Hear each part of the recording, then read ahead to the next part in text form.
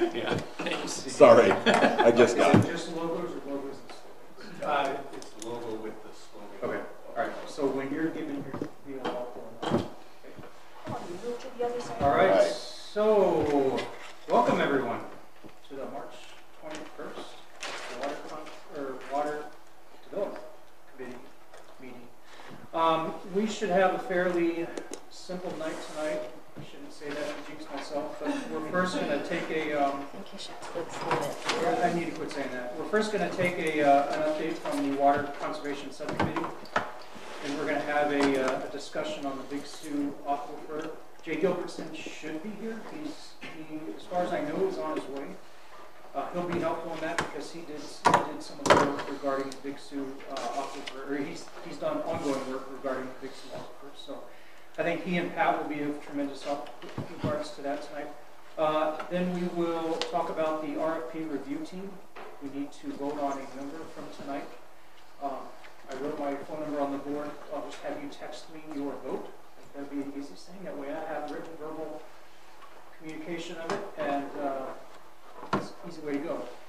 After that, we'll do our final two wrap-ups, which is assign the update to be written, and then discuss what, if any, we need to bring to the council. With that, hello Jay, how are you? Well, Thanks for coming. With that, I'll turn it over to Pat. Okay. So, Do you want them to ask questions as you go, or do you want to hold sure, it to the yeah, end? if you've got a question as we go through it, feel free to, I'll try to keep the update pretty quick. So since the last Water Committee meeting, the Water Conservation Subcommittee has been focusing on two items, I guess 3 items that are critical to getting at the start of our public information campaign. So that's the Loyalty Day Parade and the Chamber's newsletter. That's going to be coming out in late April, early May time frame, which is going to be our first target for trying to get a bunch of our water conservation information out to the public, because that'll be the newsletter will be mailed to everybody in Brandon. So good opportunity to get some of our initial public information out there. So that's been our focus this past couple of weeks. So part of that we have, the Chamber has developed a new conservation logo for us.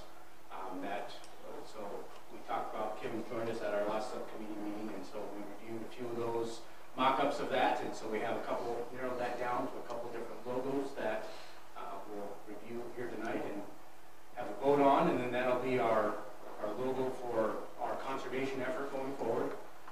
Some of the other things that we've got going on for the Loyalty Day Parade, where Trudy and Kim K have been doing a lot of legwork these past couple of weeks, getting pricing put together, doing some research on different handout materials for that parade, and just for this summer going forward to help with that public information and public education on conservation. So Trudy's got a bunch of pricing put together that we can review and just for our information. But if we're shooting for that Loyalty Day Parade, which is the first weekend in May, we have to have these items ordered, early April in order to have them in time. So to make a decision relatively quickly. So the subcommittee's been working directly with the city on some of those items, seeing what we would be comfortable with ordering. Kind of goes back to the discussion last week about setting up a conservation budget, and so there's been some more discussion on that, what that budget's going to be for this initial year. So just a quick note on that, as we discussed this at our council meeting Monday, I think it sounded like council was, most of council was on board with the fact of getting they'd like to hear a budget sometime soon from you, if we could get a general idea. They were kind of curious. And so what we discussed at the last subcommittee meeting was initial year of 25,000 budget, and that would be a lot of that would be handouts in this first year, some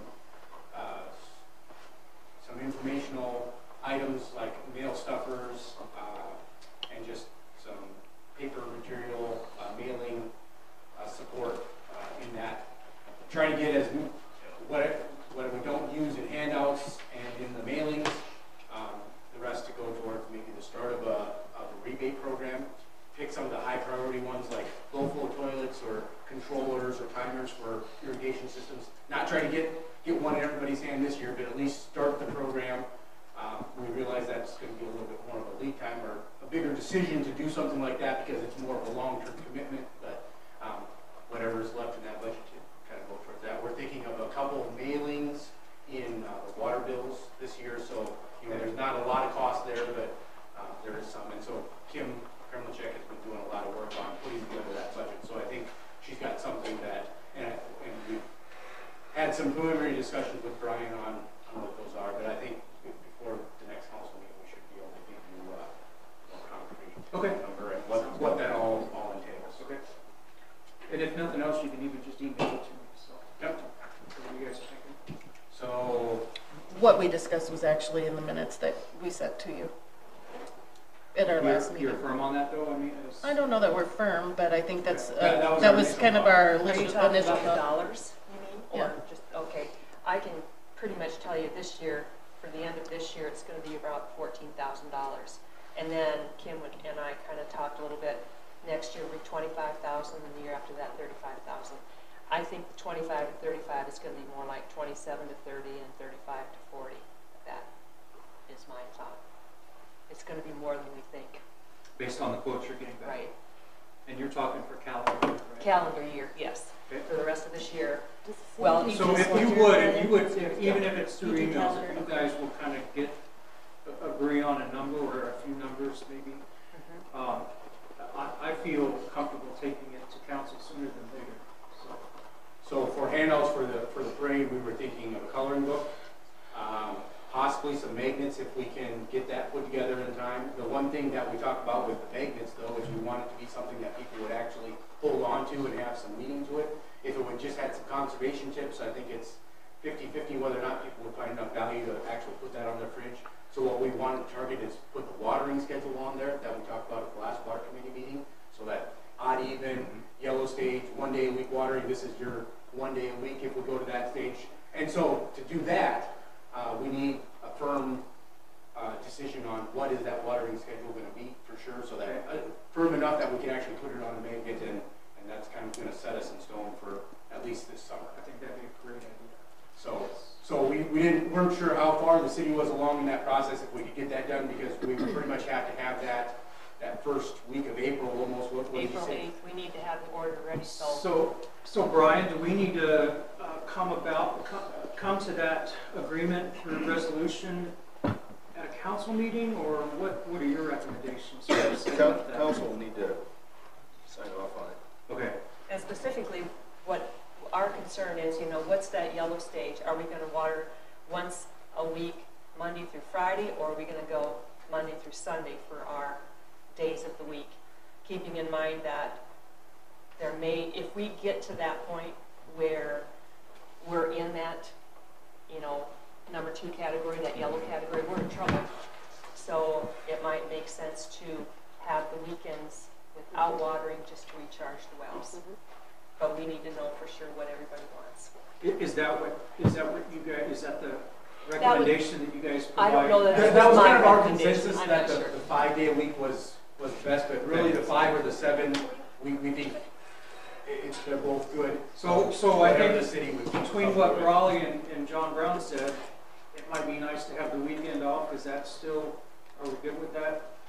Okay. Yeah. And then is the number still 1.6? Is that the number? And that's that's the other thing that's true. decided. Yeah, and that's another thing that I think the city needs to feel good about is that one, that's our trigger right now for the conservation. So is that still a good trigger going forward? And obviously that number is going to have to be adjustable, because as we gain new water sources, or as the city grows, that's not always going to be the number. But at least for this summer, if that 1.6 still makes sense as a good And trigger. is that the same trigger for yellow, and is it the same for yellow and for? And I think that makes sense, that if you're in the yellow and then you hit 1.6 again, watering only 1 day a week, that's the sign that, okay, all watering has to stop. Well, then, and you have to hit that 3 days in a row, though, right? Right, yep. In every situation, it's 3 days in a row. It's not like 1 day and then the next day it's down. It's 3 days in a row. Right. Okay. Okay. So I guess I'm a little confused. The trigger from going from green to yellow is 1.6 for 3 days in a row. And then yellow to red is, It's the same, but you know, you go down to 1 day a week watering and your usage should drop way back. So if you creep back up to 1.6 with everybody watering only 1 day a week, that's the trigger to go into the red. okay. Okay. You obviously know people are not compliant, so we Yeah. need to Right. do something. Right. I was just wondering if there was, if we hit 1.8 3 days in a row, do we go from green to red right away? Is there anything like that where you would I ever don't want think to so. skip the Say steps? that question again if you hit. So is there a magic number where if you hit a certain amount 3 days in a row and you're on green, do you, Oh, that you automatically go to red. right? Oh, I'm just wondering if there's ever a situation where you would want to do that. I think that would be something that probably the These message guys- site on Right. their own. I just Just want, switching to the yellow, because I don't think that green to yellow is as big of a deal as, getting to red. So if we Right. have to go to yellow, so be it.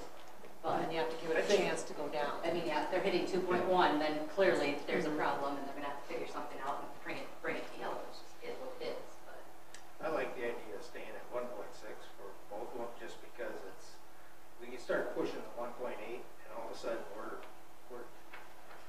getting too close to I think our maximums anyway, so that's my thought.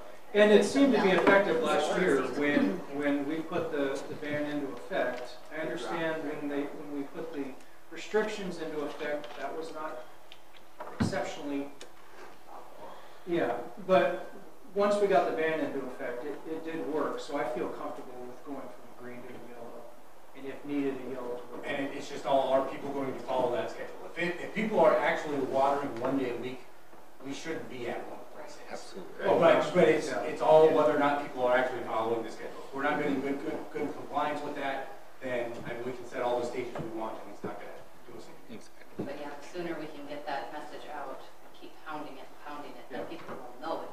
So is that our recommendation then? And is that what we're taking to the council? 5 days a week. That's my understanding, 5 days a Okay. week, 1.6 trigger, green to yellow, and if need be, yellow to red. I think that's all we need to know. Education, like Tim said, is the key, I think, so, the ideas that you guys have talked about so far, I think And we'll try to lay something out and then send it to the city for approval before we obviously go to production on anything. But it's going to be a pretty tight window that we're trying to work in. And there's only 4 items that we're actually ordering for this parade. So you want to kind of go into the handouts that we've discussed? The handouts, I don't have handouts for everyone. You mean Oh, no, just what you're thinking about Okay. ordering for Right. those items. As a committee, we decided the coloring books would be great to hand out for kids at the parade. The 4x6 mags with the green, yellow, and red stages will be something we hand out to the adults. Then we're going to have a prize. Should I say this? Yeah. Everyone's going to know. Let it go. Fire Okay, up, it's going to be a toilet, A low fancy. toilet. A low-flow schmancy Yes. toilet. It's gonna be so fancy, And then blinged out. Phone and Yeah. Wi-Fi. Drink holder, magazine Am I rack. giving away my secrets?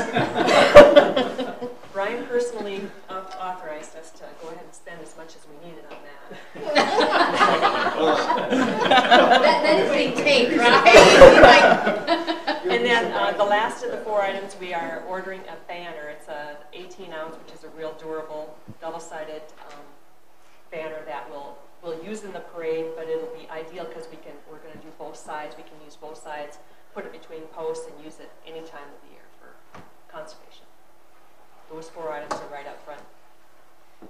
And then beyond, so that's our initial effort for the parade. For the And parade, then, yes. Oh, okay. We've also priced out some items for handouts for like welcoming packets for new residents in Brandon, people that come to City Hall having a packet to be able to hand out to them to help get the conservation message out there. It would be the same packet that would be, just to clarify that, it would be at the chamber office and the city office that they could pick up, that would have some information that we encourage new residents to follow, which I think is, because the welcome packets, I think Kim can vouch for that too. I mean, they use those, they go through them, they are really thankful when they get those. So I think the same thing with the conservation. And those goodie packets, what we're calling them, that's going to include a little rain gauge that you put in your yard to measure when you've got 1 inch of rain, or 1 inch of sprinkled water. And then the dye tablets for your stool to see if you have leaks. that's gonna go into the, And then I think the magnets, now if you yeah, get there'll them, be they should leftover go in there magnets, too. yeah. And then down the road, we'll have water saver shower timers. They are really cool if you've never seen one.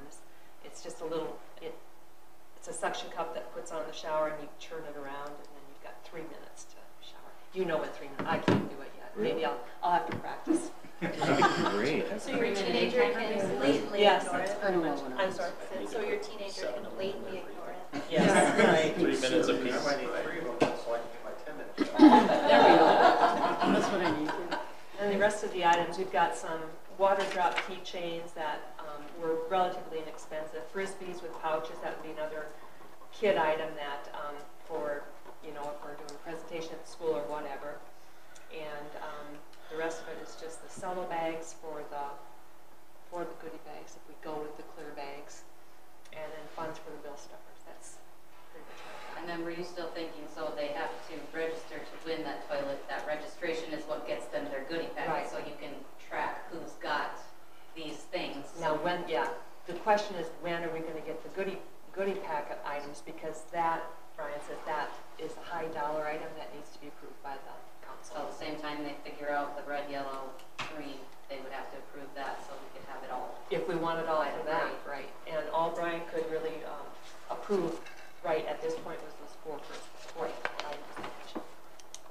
But yeah, the sooner the better, and I'd like to get everything ordered no later than the 8th. That gives us 4 weeks to get it in and be ready for the parade. And anybody that wants to do the parade and hand out. Yeah, we need Yes, help. we'll need volunteers to walk the parade route. It'll be super fun. Uh-huh. Okay. We'll- Are you guys going to want to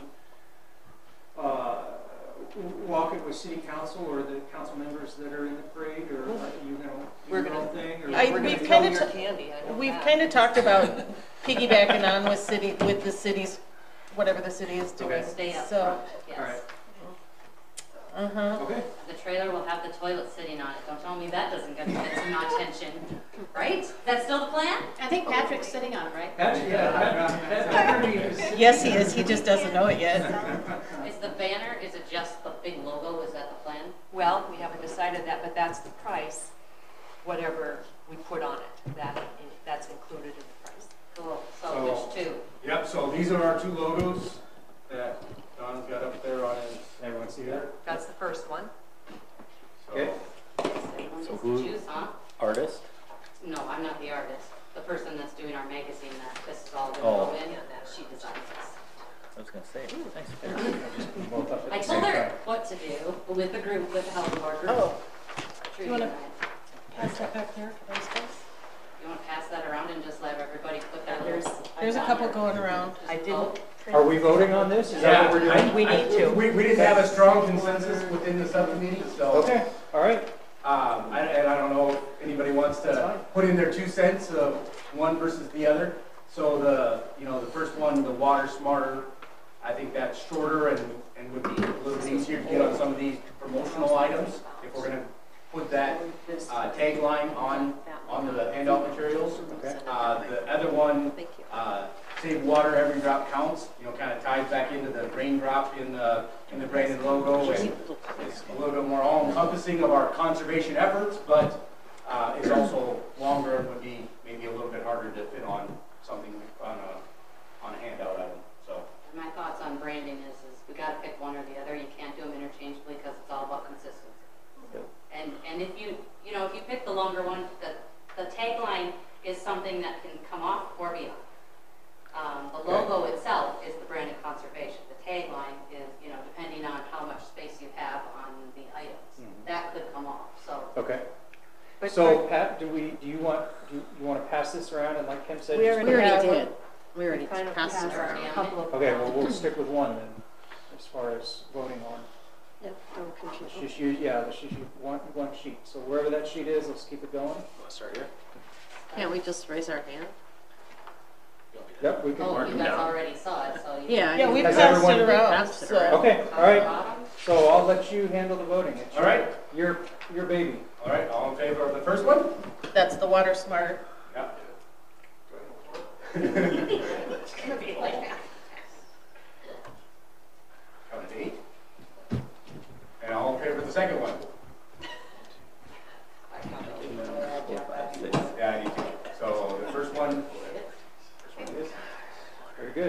now have an official logo. Kim, will you Water handle smart. that with, Lindsay? Awesome. Wonderful work. Now, I have a question now. You said that tagline could be on or off. Can we not use just about any tagline on a product, or do we need to You keep with the can, water but smart? consistency is what you Even want. the tagline has to, Yeah, should be because consistent. it will I'm always just look the asking. same, so it, Okay. when you see it, that's what you think.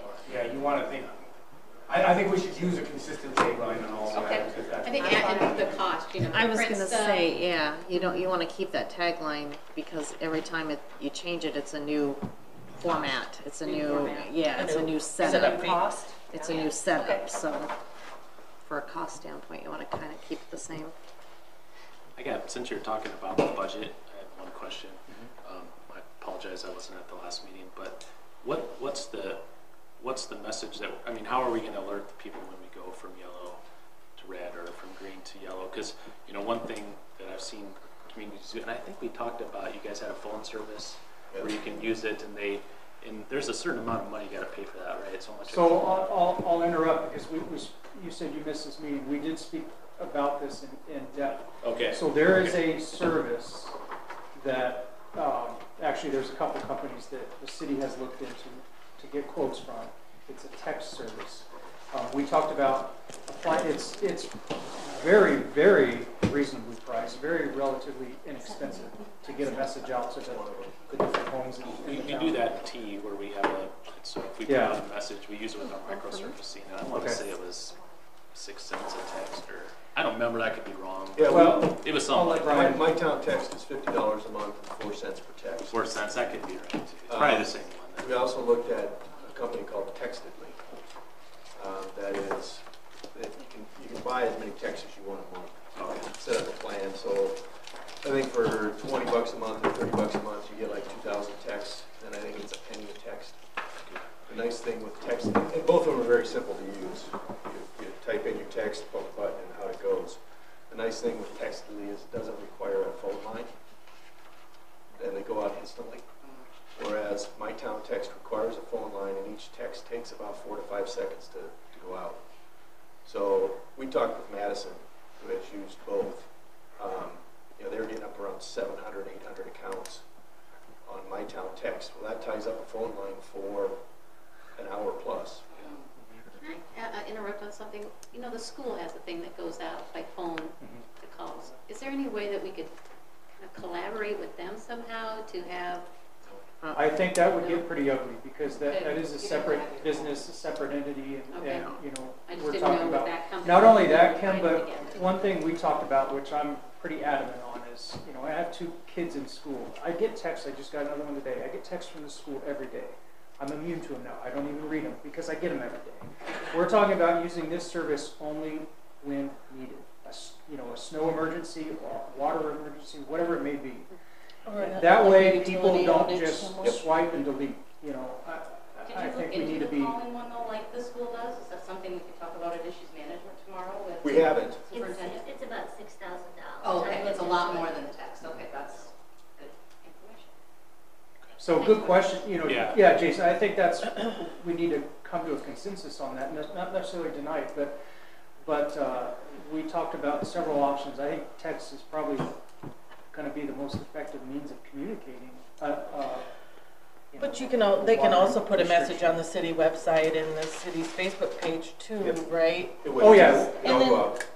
And then, just out of curiosity, you know, with Alliance having on Channel 18, they always have that scrolling board. Is that something We that do that as well. you do? Yeah. Okay, is there a cost to that? Nope, we do that. Okay. In that text service, they have to sign up, right? Correct. Yes. And so the reason I brought it up, if you're doing something in the loyalty parade, maybe there's something that says, you know, sign up for alerts. Right. Yep. Right. We could put the number on a, you know, piece of whiteboard or something. Oh, that's a good point. Maybe we want to pre-print like little the raffle tickets for the That's kind of toilets, what and we then were thinking, is that's where having you some sort steal of their message number. on the sign up for the raffle. Or it could be on the magnet. That's I true. mean, if it's small enough, they just, not small, I mean, text noticeable enough, but. Yeah, have on the They may not do magnet, it right away. That's a good to idea. subscribe to this. to That's a get really good There notifications really idea. should when- be plenty of room if we're only gonna go with those 3 Yeah. Three color stage. indicators. But they gotta decide on this text thing before we, again, Yeah, so can we, let me ask this, Brian, can we have a decision made by, you know, next Wednesday? Next Yeah, Thursday briefing meeting? We'll have a decision for the next council meeting. Okay, so Which is I'll April work 2nd. I'll work with the city on getting that settled, making the decision there. And once we do, we'll come to you guys and let you know, that way you can know how to inform the citizens how to sign up, whether it's a phone number or, you know. And I think the whole, how are we going to get information, that's still a discussion item that we need to really vet out some more. Our focus has probably been on what information are going to get out there, what are going to be the handouts, you know, what were the early items that we need to make a decision on now, so that it's in place by the time for the newsletter and the loyalty day parade. So I think that's probably needs to be vetted out a little bit more. As okay, what are all the different ways that we're going to use to try to get the information out there? Okay. Yeah, That's, Chuck back there, what I practice had. for candy throwing. Right?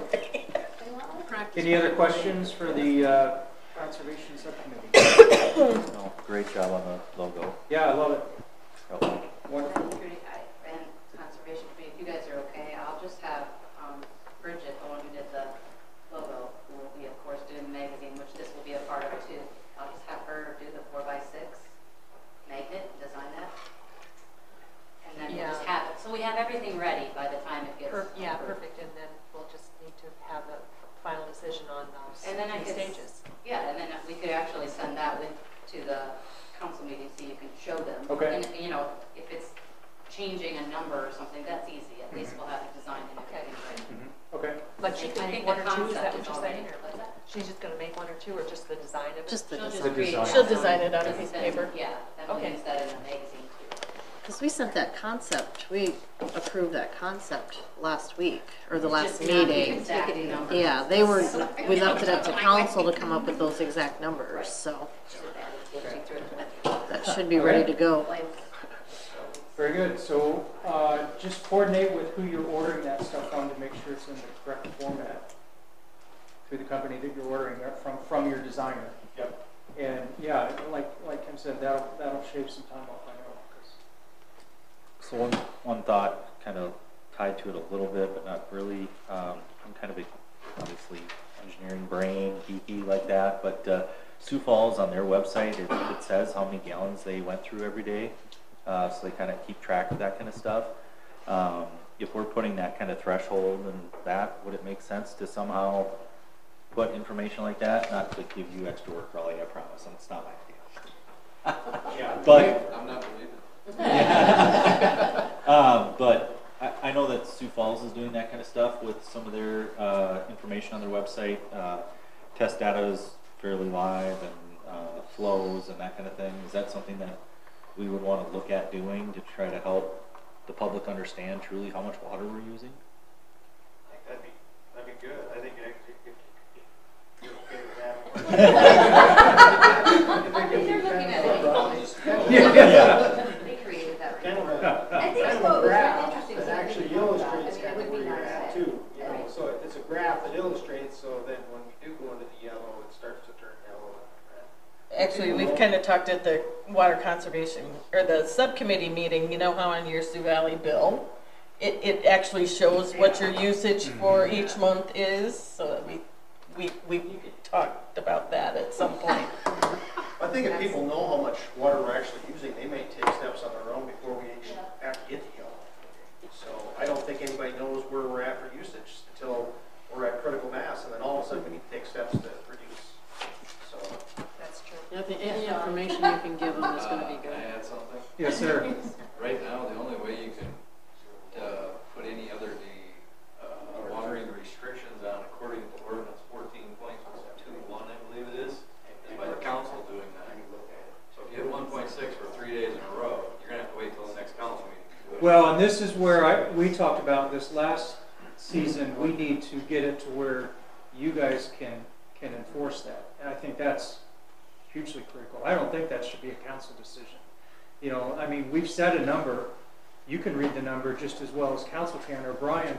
And I feel like that you know more about that than any of us council members, and I think that power, you should have that power if you want it as well, you know, or that authority. Do you agree? I mean, would that be? Yeah, I do. I see Yeah. it every day, so I think I Right, I you're the can one that go to works. Brian to tell Brian, and then if he has to Right. make a decision, that's fine. Right. I don't care. Yeah, we talked about that. Never really, Barb. We kind of never really went in. We never finalized that, did we? I mean, we talked about doing that, but so I will bring that up. That's a good point. I'll bring that up at our next meeting. Maybe we can put that on the agenda. What ordinance was that, Raleigh? 14.21. I think it's 14.21.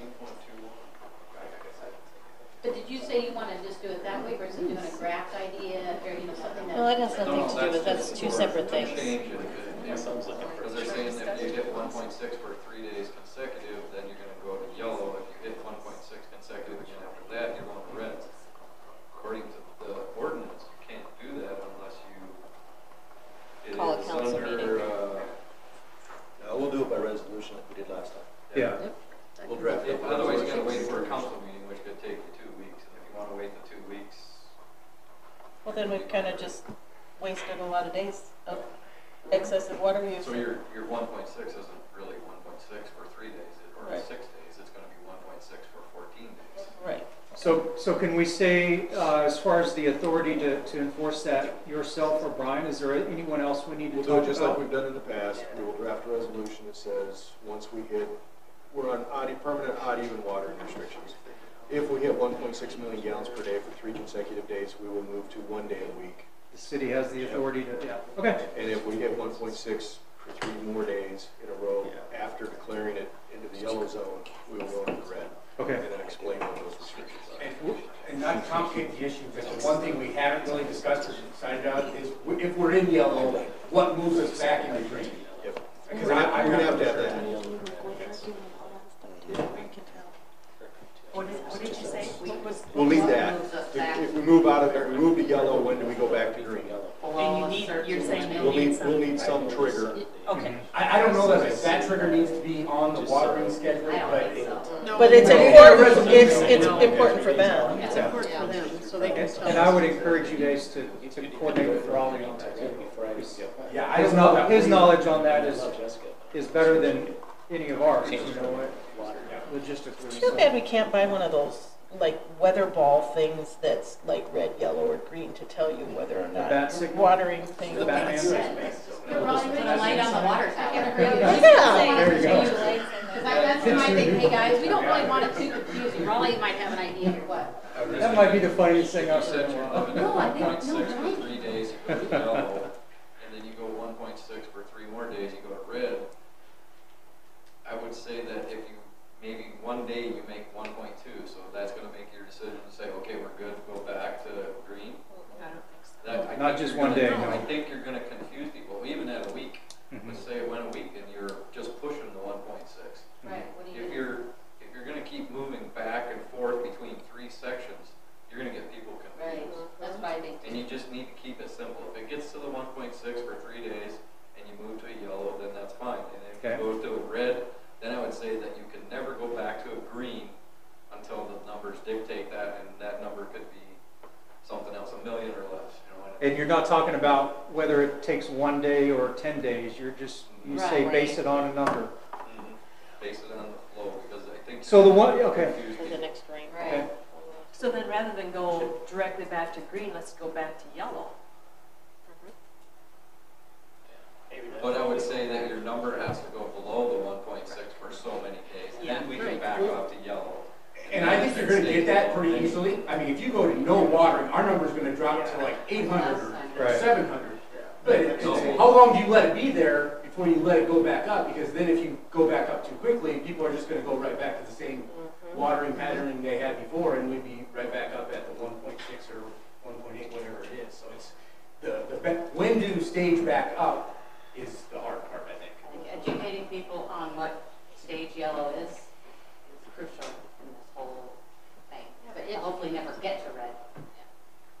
We have to educate, I mean, it's just that that's the point, is we have a limited time, we need to do something before summer hits. That's what we're working on. Less So confusing. can I ask this, since I'm sorry, go ahead. No, that's right. since we're kind of getting off topic of an update from what you guys met with, this is kind of in addition to that. So can I ask this, will you guys discuss this at your next meeting? We'll put it on the agenda, go over it, vote on it if we need to, and then take it to council. Can I? Sure. Can we do that? I would really like the city, though, to kind of decide amongst themselves what they feel would be. I don't know that we know enough as a subcommittee to come up with good recommendations. We can discuss it, but I'd feel a lot better if Raleigh was telling me this is what we... And that's why I said I think you need to coordinate. But do we just let Raleigh and those guys make that decision versus even us? And we don't take 2 or 3 weeks, just say, whatever you guys want, that's what it's gonna be. Okay. I think that's fair. I think that's just the most logical thing to do. Maybe Raleigh wants to come and speak at our next meeting. Leave it in the hands of the city. I have enough meetings during the week. Okay. I think on the. But it's fun. We have food. I have one bit of thought though. Yeah, sure, you brought snacks. When we for go us. the 3 You need it. days to go from the, I'm fine with that, the green to the yellow, but maybe the yellow to red is at least 5 days, if not a week. I just think going 3 days, heck, I'll go out of town for work on a Tuesday and come home on a Friday. I mean, that whole thing can happen while I'm not even home. And, Right. And I just think that's too short of a period to say, okay, you got 1 day. Half of the people wouldn't even get to switch to the 1 day and they'd be off already. Well, that was my point behind that was my line of thinking there is, do you complete at least one cycle, meaning 1 week? Because like you say, I mean, if you go to red and then a day later you're back off, or 2 days later, you don't even know it worked. three-quarters of those people didn't even get to their point of that schedule. Maybe there should be a direct mailing ready to go at moment's notice that are yellow cards that go out to every address within the city limits if it goes into yellow. To Just get add everybody one, to know, hey, we're in this is what you have to do. You know, to print a little postcard isn't going to cost much. To mail that is probably going to be $500 to $700. I mean, it's something, but what is our timeline, Raleigh, really, when we get into that situation? I mean, do we have a day even? If you get into the 1.6, I think you guys are on the right track. You might have to just say that if you're at the 1.6 for 3 days, that triggers the yellow. And if that 1.6 continues for another, whatever, maybe 3 days, 4 days, now you've had a whole week of 1.6 or greater, that's when you need to say, now we'll get red. So don't use the same number for the same amount of days, because you're already technically at the red. So I think the way you have it right now, isn't it already 6 days? Did I not hear it? Yeah, to get to red. To get to red. I thought that was a cycle. I think what Jason's saying is people are not going to have a chance. Right. To We go, need to get to they're going the to go next from green and they're going to come home into red, and they're not going to have a chance to adjust their. Yeah, I just think 3 days is too short. You know, it's like, well, get them to yellow, you know, send out the text or whatever it does to do it, and then they have, even if it's 5, because then everybody would go 1 time per the 5 days, and then, you know, at the end of that 5 day period, then you'd be like, well, looks like it's working or it's not. I think it's switch it to 5. We would have that time. Go 5 days. Okay. 5 days to go to red. We'll talk about the days after that. Okay. Okay. Red. Okay. So they'll come back with a recommendation. We meet Tuesday night, so if you have an idea by Tuesday night, if you could get it to Patrick, and Okay. that'd be great. All right. Very good. Thank you. Thanks, Todd. So with that, folks, thank you for your update. I think you guys are doing a great job. I love the logo. The magnets with the colored signs on them, I think those are all fabulous ideas that I think will be very impactful. I really do. So with that, we're moving on to the Big Sioux Aquifer discussion. So basically, I have this on there. You know, as I said before, we're getting to that point where I don't know that we're going to have a whole lot to do for the next couple months until this RFP process is complete. But in the interim, we can at least have our knowledge base ready to make an informed decision when our input is required. The final piece to that was, or at least that I see, and from the recommendations that have been presented to me, is to understand the Big Sioux Aquifer as an additional water source. As everyone, all of the professionals and engineers have told us, we need more than one source. We need as many as we can, or we need redundancy in place. And Big Sioux Aquifer, I think, provides some good possibilities for us. So, Brian or Ryan, did you guys happen to bring the water saturation and thickness charts? Saturation. What's that? Shows in the map. Right behind me. And then, I'm very observant. that's really what's in the book here, so. Okay. That's in there. Okay. So, Ryan, do you feel comfortable going over these with the group, or John? Yeah. Okay. So I think you had sent this out last week. I'm sure it's all you guys time to be out through it, but what we had done in 2014 is we took a couple of test holes and observation wells and drilled them throughout Aspen Park over here. So these 3 dots right here are the existing wells that the city had drilled in this Big Sioux Aquifer in the 70s and 80s. Over here is well number 6. That's into the Split Rock Creek Aquifer. And what we had done is we went and drilled up here by this, what used to be a gravel pit, and then this one is, I think, just a monitoring well down the tennis courts. Farther down between wells 4 and 5 was another observation well. And then we had TH-5, and we had NW 3-A. And what we had done, what we do when we drill those wells and we look at what's actually there, what kind of material, is it sand, is it silt, is it clay, and what we had done with that data is we kind of plotted it, kind of oversimplification on this figure right here. So what this is, if you were looking at your map top down, when you kind of take a slice and turn your hand, this would be us looking at it straight at it. So the vertical well is sitting here, and we're staring straight at it. From south to north here. So this would be this well down here.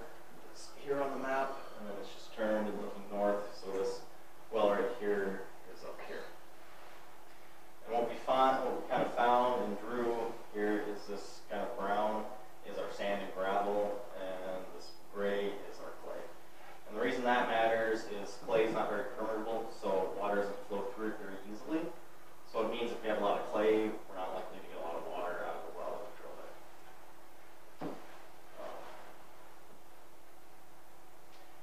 So in particular, when we look at some of these maps, the one that has probably the greatest sand layer that we feel we can get the most water out of would be this MW-4A, which is up here by this gravel pit. And then another one that was potentially a decent producer would have been this MW-3A down over here.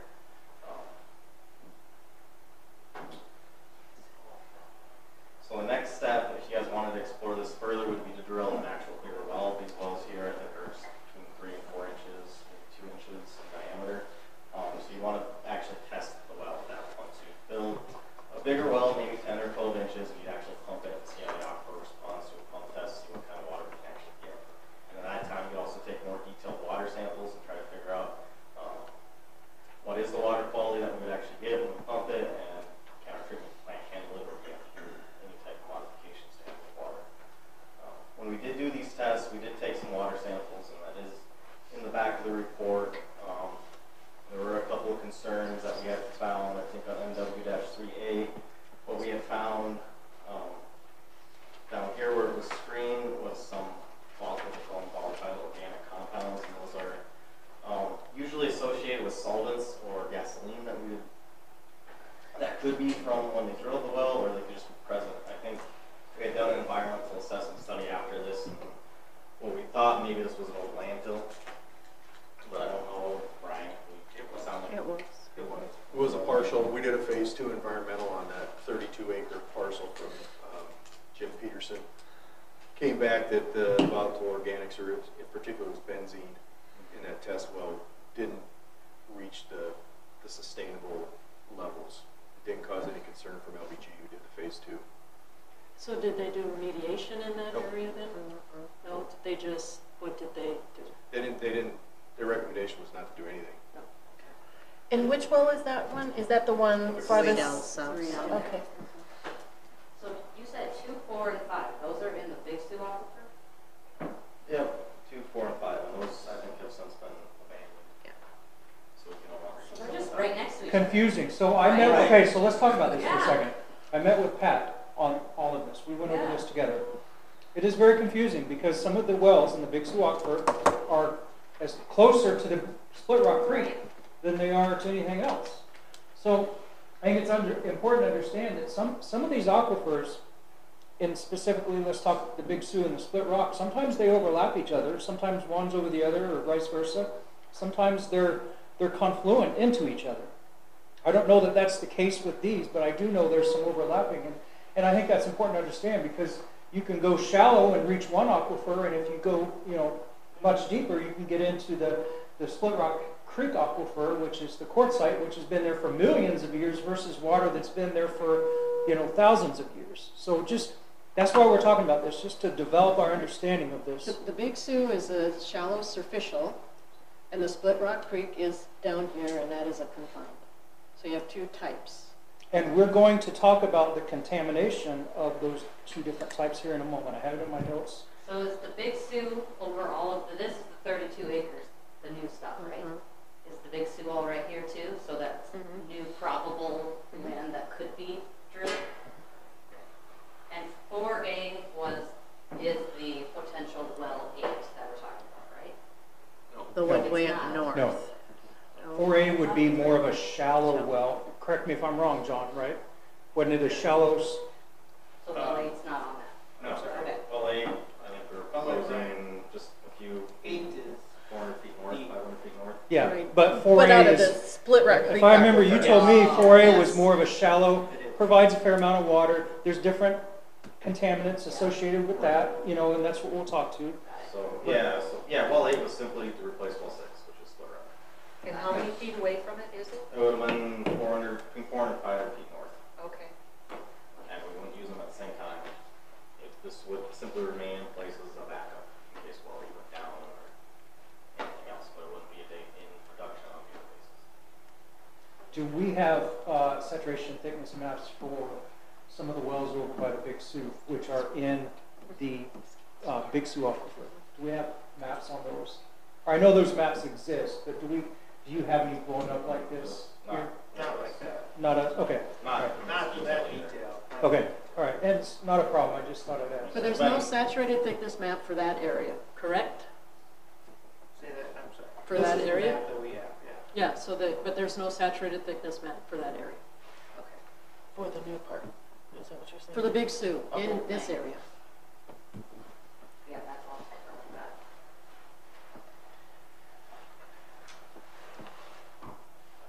So how do we get that? Somebody makes it. And that's probably a big, long process and something that may be in our RFP. Oh, no, that is very simple, just using the data that's already out there.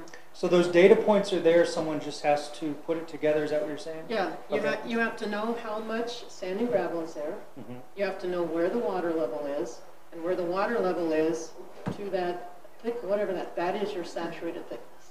Okay, yeah. We've got the location of all those wells and stuff. We've got a lot of that data already. No, I'm sure you But, do. Yeah, we don't have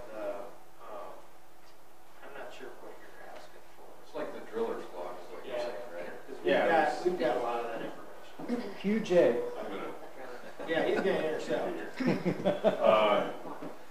it's right here. Already on. This is the light gray and the orange, that's the superficial aquifer, heading over the Big Sioux aquifer. All right. And that's just how much aquifer material, what's the thickness, from land surface down to whatever the bottom of the unit is. And again, that's the sand and gravel or outwash. I'm sure everybody can read that. White letters. The saturated thickness is just that. How much of that 50, well, it's going to fit. How much of that sand and gravel actually has water in it? Right. That's 13. So we've got Because we can't get it on the plane. Yeah, because if you don't have any water in it. 70, 80 feet of sand and gravel in the Big Sioux. Especially on the one on the right. Okay, well, cool. That's wonderful. Yeah. So you've got The northern one. that's the total pile of sand and gravel, and then saturated thickness is how much of that material is saturated.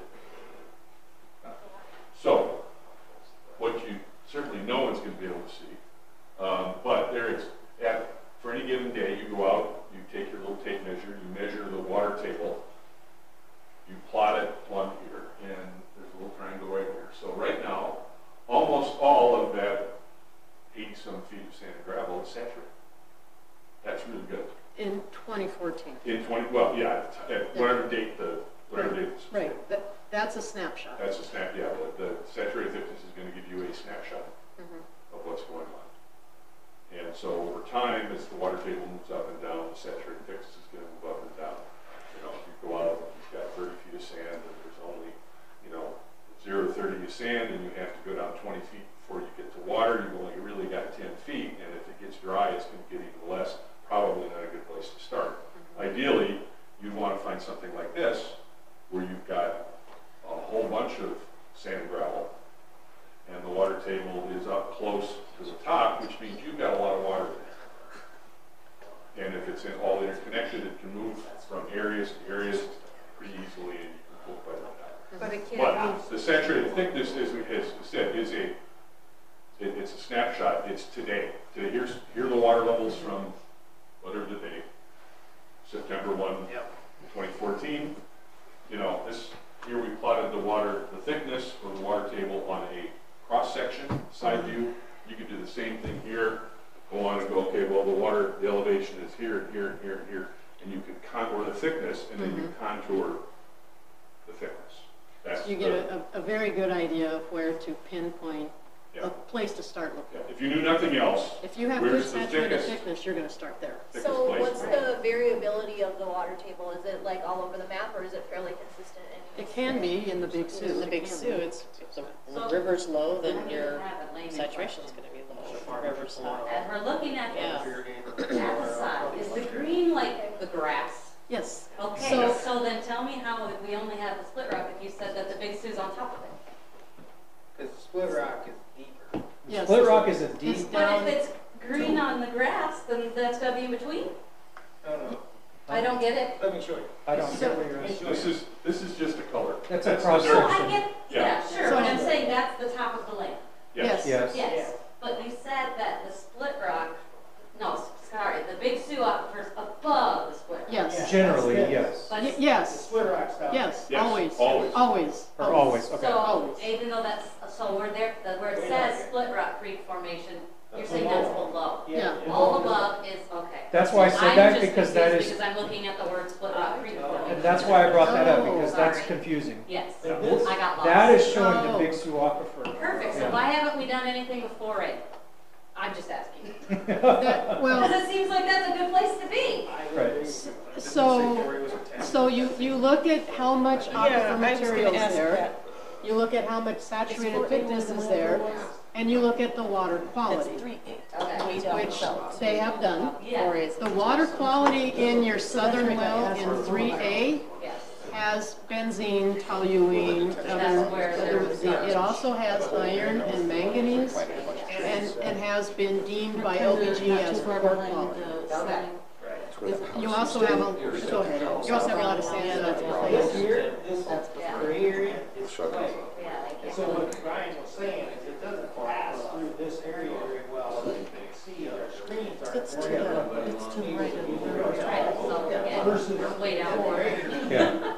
All right, Dean Bill's gone. Let's go. Shallow aquifer, way. Yeah, 4A has some nitrates in it, I think. I can't remember. Well, every Big Sioux well has like there. Yeah. They moved it into Well, little right, but again, cul-de-sac. question, you show the screen on 4A Yeah. is basically being almost 40 feet, Yep. Mhm. right? Yep. May not be an issue. Yeah. What may not be an issue? That's right. Nitrates tend to be found in the upper 10 feet of the water table. Okay, all right, Nitrates will stratify. They will. okay, And so unless you've done, well, I shouldn't say that, but in general, in general. our knowledge is through South Dakota, these shallow units, the nitrates, for the most part, originate at land surface. They work their way down to these superficial sands and gravels of the water table. Okay. And if left to their own devices, tend to stay close to the water table. Okay? 7 to And 10 so feet again, of the another water table. really nice thing about about a significant saturated thickness is that you might have really high nitrates up here, 10 or better, which is too high. And if you can go farther down in the same unit, next to nothing. And it may stay that way, even if you're pumping, as long as you're not working too hard. Right. So, and this is, but yeah, the big screen is great if you want to pull a lot of water. And it was the way that for the most part, we tend to screen off observation wells and then we sample and, oh, it's got nitrates in it. Well, yeah, to me, the first thing here it'd be nice to know where are those nitrates really. They could be homogenized to the system if there's something else going on. I think M2, this one, has nitrates on it. Yeah. It would require doing some poking around and looking. And this is only a single side view along a line. It's a straight line. It's Yeah, basically that's the it's other a straight thing. line that runs through here. This aquifer extends out in all directions. Right.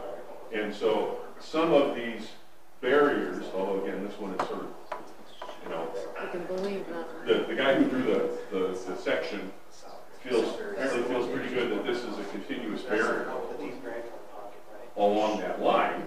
It might be that to the east or to the west, that peters away, and so you actually can, water can actually move around it. Maybe not very quickly, but move around. You need that third dimension. We don't have a third dimension. So the one thing that did you have a question?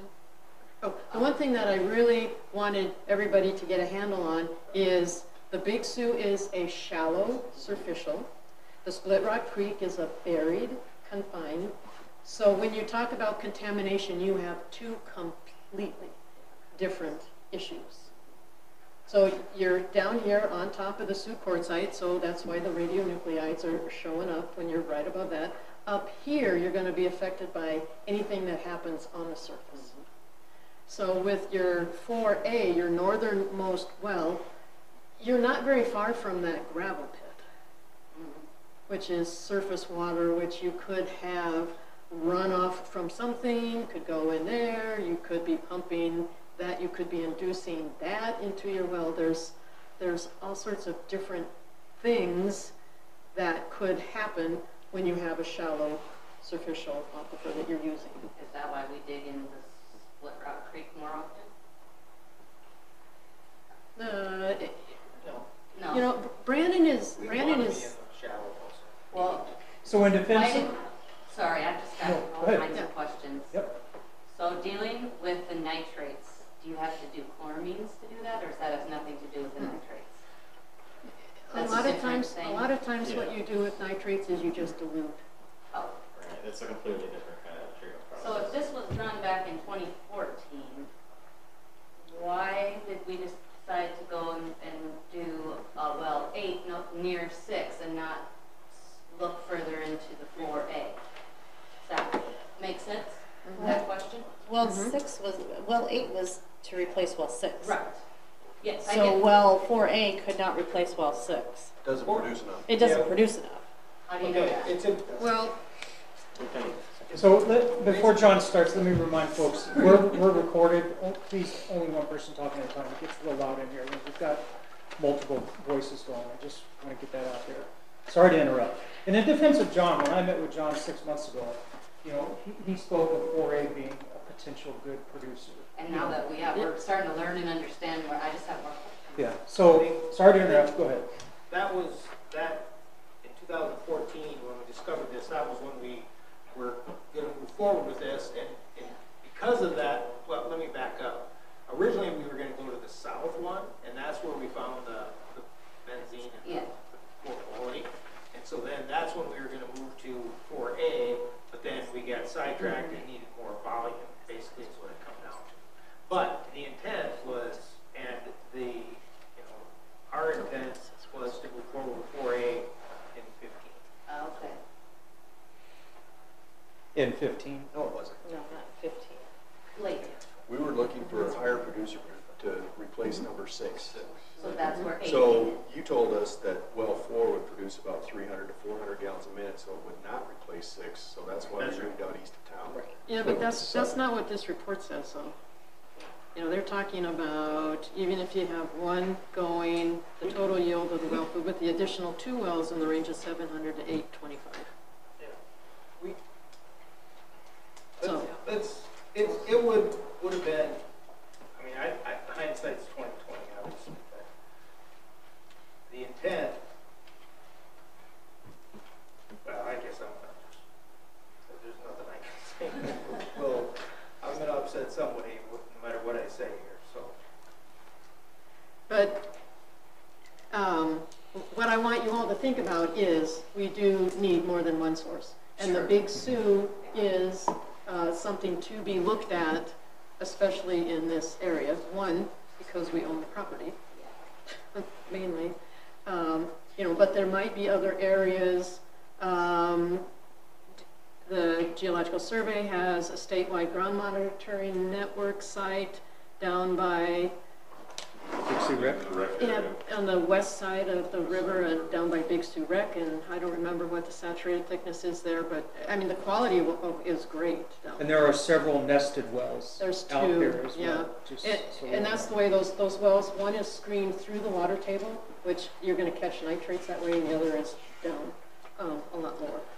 And this is just kind of, again, to make our awareness. It's not fair to ask John or anyone else specific questions on what they would do at this point, because that will be in the RFP, and technically we're not allowed. It says it in the RFP, so I don't want to get too far off, but like Pat said, it's good that we understand what we're talking about. I'm certain you're going to hear about it in the RFP. We will hear about it for sure, absolutely. And we have a good handle on the Split Rock Creek, and I thought we needed a good handle on the Big Sioux. Yeah. Well, and I know I just come across as a fresh when I ask questions, but I'm just getting like, oh, now I understand this a little more. So why is that? And then it makes sense to me. That's all I'm trying to do is just make sense. I don't hear neither here nor there on which what or anything else. So is the, those are good questions. I have a question. The Split Rock Creek you said is above, the Big Sioux's below it. The Big Sioux Just the opposite. is up here. Okay. Like the Big Sioux River. It's like Got it. It's Big Sioux. Okay. So the Big Sioux is more shallow up here. Yes. Yes. And then we get into the Split Rock, that's the deeper wells, and that's where the radium is going to be more prevalent, correct? Okay. Correct. So that's a good lead into the next topic. Can I have another question? I have Yes, a ma'am. question. Yes. Okay, so the city just bought, or just procured all that land in Aspen Park, Right. which is down there. To the south. Is there any potential sites there for a well down that way? There's There- definitely the potential, yes. There Or could I'll be, let Pat- yeah, I would look at it, but you also have that, what used to be a dump down there. Yeah, how far did it go? Oh, okay, I'm So not the- sure where that all was. That was Yeah. before my time, so. And just even from that line, I think LBG guessed the groundwater flow is in a southerly direction. Yeah. So with regards to that, Pat and I were talking about this. Brian, did there, or maybe someone that's been around long enough in this town, did there used to be a gas station in the old downtown, this area of town? No. Does anyone know? Because the other thing to look at What's is, that? I think there was a gas station down by Blaine's. Okay. I remember it's in that history book. Or not Blaine, Burns. Right here, yeah. so, Okay. so I if, remember seeing pictures. Because of there's something gas in and, the they found beginning in benzene and that, like history Pat book. said, those are, No.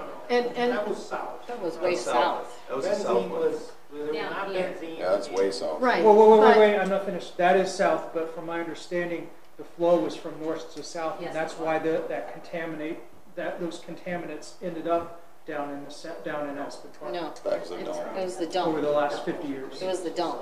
Okay, all right. But my point The is, hydrogeologist tells If- me different. if you want to look at that area where 4A is, because the groundwater is moving in a southerly direction, you need to know what's up above that, what's north of that, and north of that is downtown, and what historically was downtown. Were there gas stations there, and what they did back in the day, you just moved the building but left all the tanks there. And so you need to consider that. Because it's not that far away. Yeah, and those are the things you need to be thinking about when you're talking about a shallow superficial aquifer. You need to be thinking about things going on the land surface that can affect the water. Absolutely. Perfect. So out of curiosity, how deep is the gravel pit? 25 feet. Perspective. Was it 25 feet. 20. 25. Thank you. It's not as deep as Only because No. Chief Chief filled Gilman. it. Oh, that's right. Okay. What? So, again, I said that leads into our next segue, contamination. Let's talk about, and I'll rely on Pat on for some of this, Pat and Jay. Let's talk about contaminants in shallow aquifers, how it is different.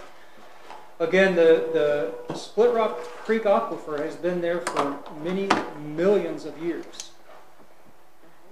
That is where the radionucleotides nest, and that's the problems that we encounter with the Split Rock Creek Aquifer. We don't have to, in the Split Rock Creek Aquifer, we don't have to deal with, E. coli and nitrates and that type of thing as much. It's not as prevalent, that's found in more shallow aquifers.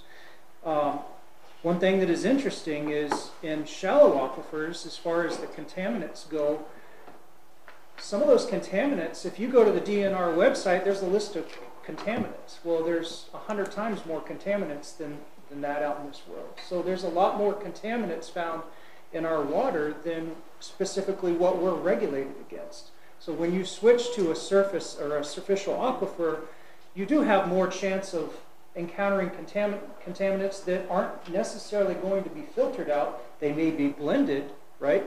The blending would be the key there, right? And again, this is food for thought. I'm not trying to make any points here, just things to think about. But there are two different types of sources.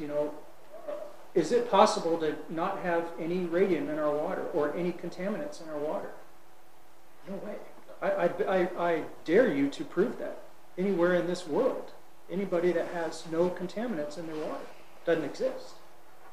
We will have contaminants. We will have to treat our water. The question is, to what extent? So just food for thought.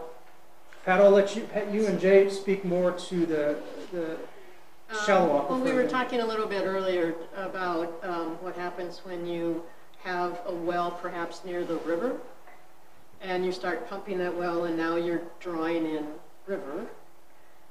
Remembering that we are downstream from Sioux Falls, and their wastewater treatment.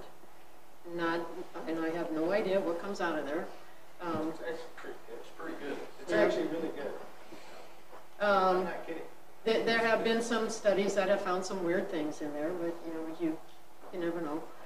It's your wastewater too. Yeah. Yeah. Embrace that wastewater. Yes. Circle of life, right? Yeah. All those things that are flushed or peed out of you. Yeah. And that's it. It's going to be a trade. The deeper, and we talked about this going back earlier in the year, but the deeper aquifers, whether it's Split Rock Creek or into the intermediate and basically this that we've got around the state, they've been that water, whether it's a few tens of thousands of years or even a few millions of years, it's been sitting there a long time. It's picked up whatever is in the rock and material around it. It tends to have pretty high dissolved solids. It's very hard.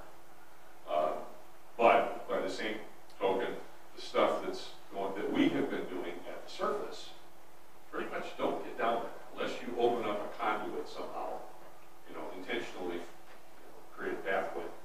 Then you're not going to have those things as issues. So whether it's chemicals from industrial facilities, whatever, or nitrates, or anything that happens at the land surface, really isn't going to have an impact on the bottom. When you say bottom, how deep are you? Well, in general? and a deeper unit. In this, we're in very general sense, we're talking Big Sioux and Split Rock Creek. So Split Rock Creek really isn't going to have much. Is unlikely to have much in the way of nitrates. I wouldn't expect you run into too much of the, again, common pollutants that we think about that relate to day-to-day life. Okay. It also though has the stuff that it's picked up over a very long time of just sitting around. By contrast, the Big Sioux surface sands and gravels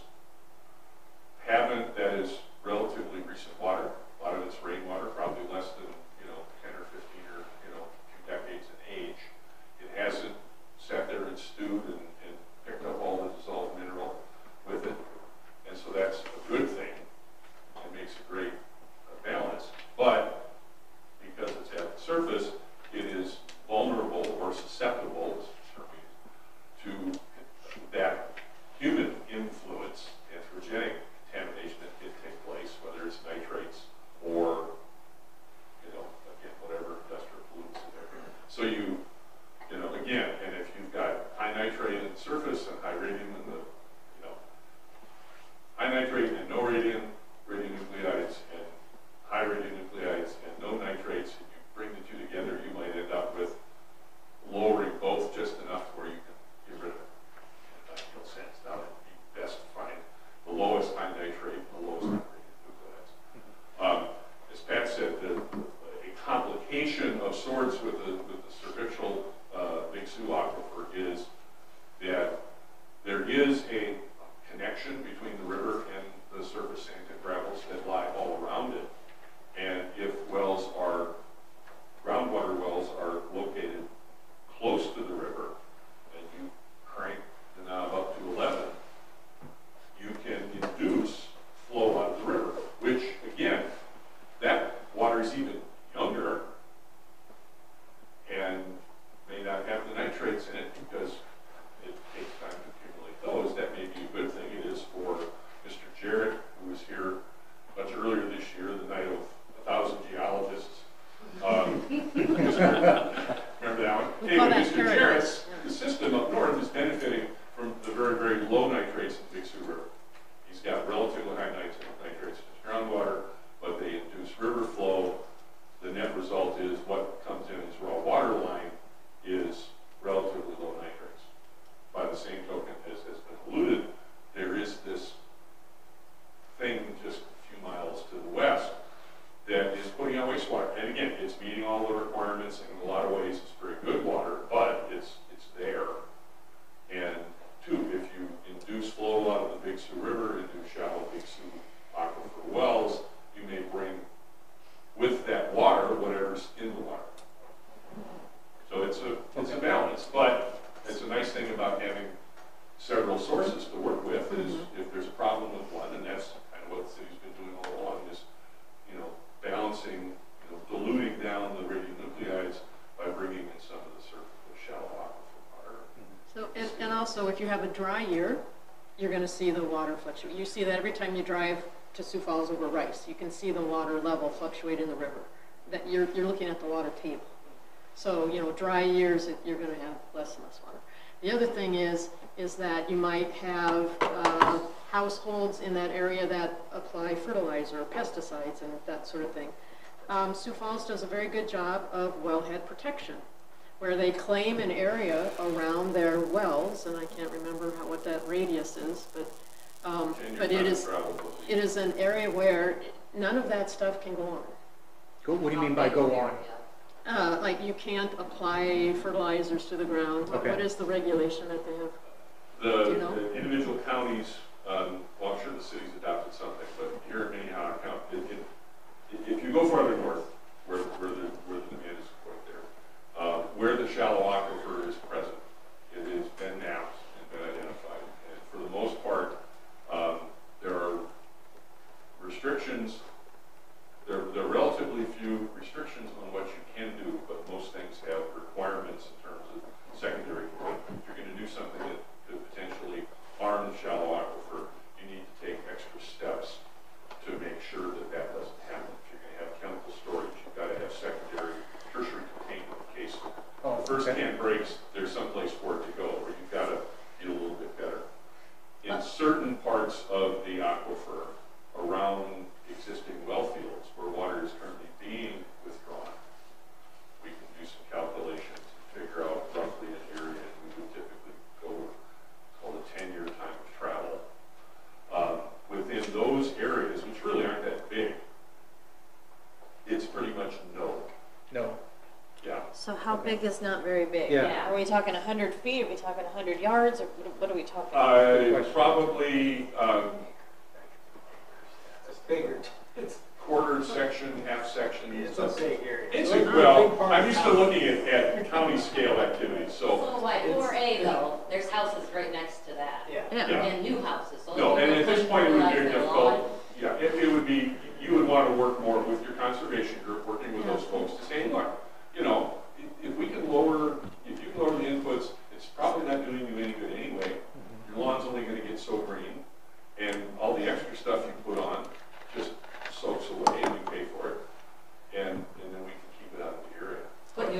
I mean, do you have to say you're not allowed to, or you just say, hey, you shouldn't? I mean, how strict is I this? think in the current, under the current scenario here in Brandon, it would be, we're gonna work to discourage you from doing anything, but the houses are already there. Yeah. Yeah. Because that's under Horses are a, out of the barn already in that regard. that's under a wellhead protection program. Right. Does that exist in Brandon? No, okay, just, and I'm not complaining, I just so we know. Yeah, yeah, just so we're all clear, okay. Does the county have anything? Is there? The county does. The difference here is that because the demand is so great, that basically all of the shallow aquifer is treated as zoning. It's sort of a no-go zone. The model that we have for the rest of the Big Sioux River Basin is there's not aquifer at the surface. There's aquifer, which we call zone B, and then a tiny subset of zone B, the zone A, which is where the well fields are at. In Minnehaha County, because even going back 25, 30 years, we pretty much knew we were going to use all of the available resource. The more restrictive, the covenants that apply everywhere to the shallow aquifer. And they're a little more stringent because it's either being used or is planned to be used. Whereas in Brookings County, there's a tremendous amount of open space where there's shallow aquifer, below the soil, that isn't being used and may not likely be used for a very long time, if ever. But we don't have 108,000 people or whatever the population falls in the county. So but yeah, what you're talking about, that's another one of these things with the surface stuff is you need to be careful with the deep well, like Split Rock Creek, as long as the connection is good. There really isn't any way for stuff, some mistake that, half a gene named in their yard, it's not going to find its way down to the aquifer. Okay? Or unless there's a problem with the well construction. Unless there's a problem with the well. Right. And you look at the well and go, the well's in good shape, we got no problems. Whereas here, with the surface stuff, 4A, you could have the world's greatest well that was built by the best guy, like we're doing now. And it doesn't make any difference because you just pour a can of Coke on the ground and it goes right in. Relative to that, when I met with Jay a while back, something I thought was very interesting. It's a simple concept, but it's very interesting. We talked about the fact that a deep aquifer, such as the Split Rock Creek, change occurs very slowly over time, right? Because we're talking millions of years. But a superficial aquifer, change can happen relatively quick, just like you're talking about runoff or pesticides, etc. Things happen a lot quicker in a shallow aquifer. And by no means am I discouraging the Big Sioux, because I think we need the Big Sioux aquifer. And I think we need to utilize it. But you got to understand it. And I think that's important. And I think it's important for the Conservation Subcommittee so that they can maybe help get that message out in their travels. It's just FYI. Yeah. Any other questions on Big Sioux aquifer? I can tell we made an impact on that. I'm glad you brought that up, Pat, because I think we cleared up some misconceptions, maybe. Because you will hear about it again. We're going to hear about it The again. RFPs will talk about it. So when we talk about the Big Sioux, I mean, I get it, it's a large body of water. The Split Rock Creek, where it was talking about going down so deep, there's nowhere along there where they have any of that top zone that you're talking about that has the ability to have water. Well, I'm just saying, in Split Rock Creek, similar to the Big Sioux where we're looking at the top portion, I mean, it just doesn't exist over there. It's all clay until you get to rock, and then we find water. Oh, I get it. This is the problem. We need to do a much better job in the future. In my next life, when I come back and go with the survey, we're going to make sure we define everything in easily understandable and non-confusable terms. The surface sand and gravel that is around the town of Brandon, there's a whole big bunch of it that is in the main stem of the Big Sioux River Valley over there. There are also shallow sands and gravels along the Split Rock Creek Valley, which is over there.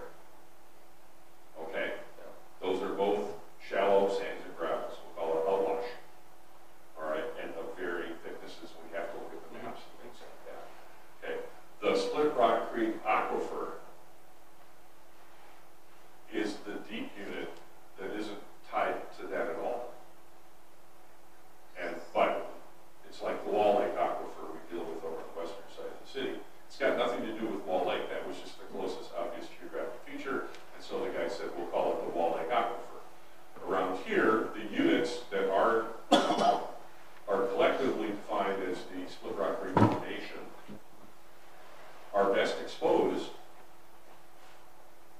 in this area along Split Rock Creek. And so when the naming was done, it was all okay. You know, the stuff we see along Split Rock Creek, okay, we'll call that the Split Rock Creek Formation. Okay? It isn't really connected in any way to the body of water that is Split Rock Creek running through the east side of town. There's a formation of each and there's an aquifer of each. Right. Got it. Okay?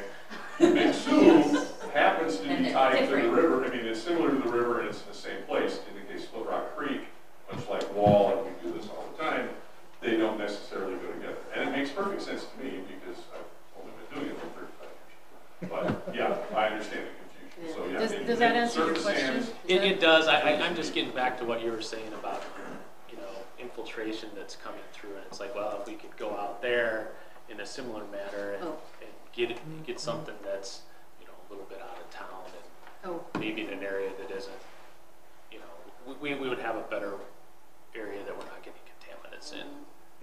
So. You get at, for the Big Sioux?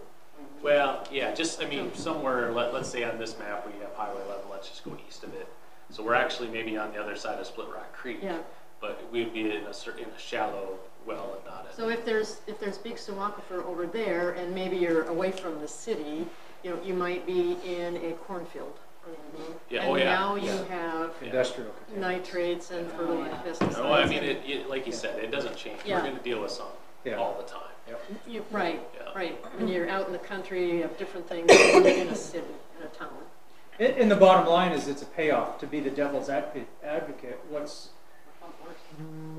the other problem with going halfway to Sioux Falls or on the other side of the creek? Pay to get it here. We got to pay to get it here. That's vastly costly, right? Mhm. So it's a pay. I'm not saying we wouldn't. I'm not saying that's not an option. But these are all the things that you're gonna see these details in these RFPs because it's going to be a payoff. I don't think anybody's going to say this one and only example is what you need to do. This example is going to cost you X amount to get X amount of water or X quality. You know, and I just think these are good talking points. And then you need to think, if we have nitrates, how do we handle that? Dilution, or do we have a treatment that we can do for that? Will our treatment that we have take care of some of these options that are being proposed? And I think that on top of that, we then have to be able to educate our community to say, how are we taking care of these things? Because we have radium that's in EPA standards, but that went bananas this summer. Right, You know what I mean? right, Like, so right. we have to be able to Good point. communicate how we're doing this, and it's in the EPA, it's in, I mean, we need to be able to communicate that the water is. Right, right. Because It's if you okay. say, now we're going to be in the Big Sioux and this well has 3 parts per million nitrates, well, that's really not that much. That's really not big, but it is something, and somebody will go, oh my God. And then we'll be on the news again. So, Right. and now you have a nitrate conversation. Yeah. Yeah. We'll be back. So on the this. deeper Be back on aquifers, CBS. the deeper aquifers don't have those industrial wastes as much. As much. They've Correct. got the stuff that's in Not the at all. rocks, and the hardness, is that where the manganese is? The Or manganese is shallow. that's shallow? Yes. Okay, what else is in the deep rock one? Well, that's where you get your hardness. Okay, and what is hardness? Just hardness? Calcium, Calcium, lime. it's when you get the minerals that are, you get out of the rock. Okay, and that's where the radium is then too. And then is the gross alpha just in the deep aquifer as well? That's coming out of the Sioux site. Say that again, what did you ask? The gross alpha. Gross up. The majority of it. Remember, you have radionuclides or gases coming out of your homes. Therefore, you have to have the inspection. It can be anywhere. It could be all around us right now, right? Right, because when radium But in general, yes. decays, you get radon. Right. Right. So that's the next thing. So kind of back to your question Yes, ma'am. about going further out and doing something. I mean, is that a possibility? Well, I think that well 7 is farther out. It's just, my question was, can we get perched water on the top versus having to go down 300 feet to the rock? So I think in the RFPs, if they have done their homework, because there's a lot of data out there, there's a lot of data. They will look at areas where there's a lot of sand and gravel, and then they'll look at areas where there's a lot of saturated thickness, and it could be right into town, it could be closer to Sioux Falls.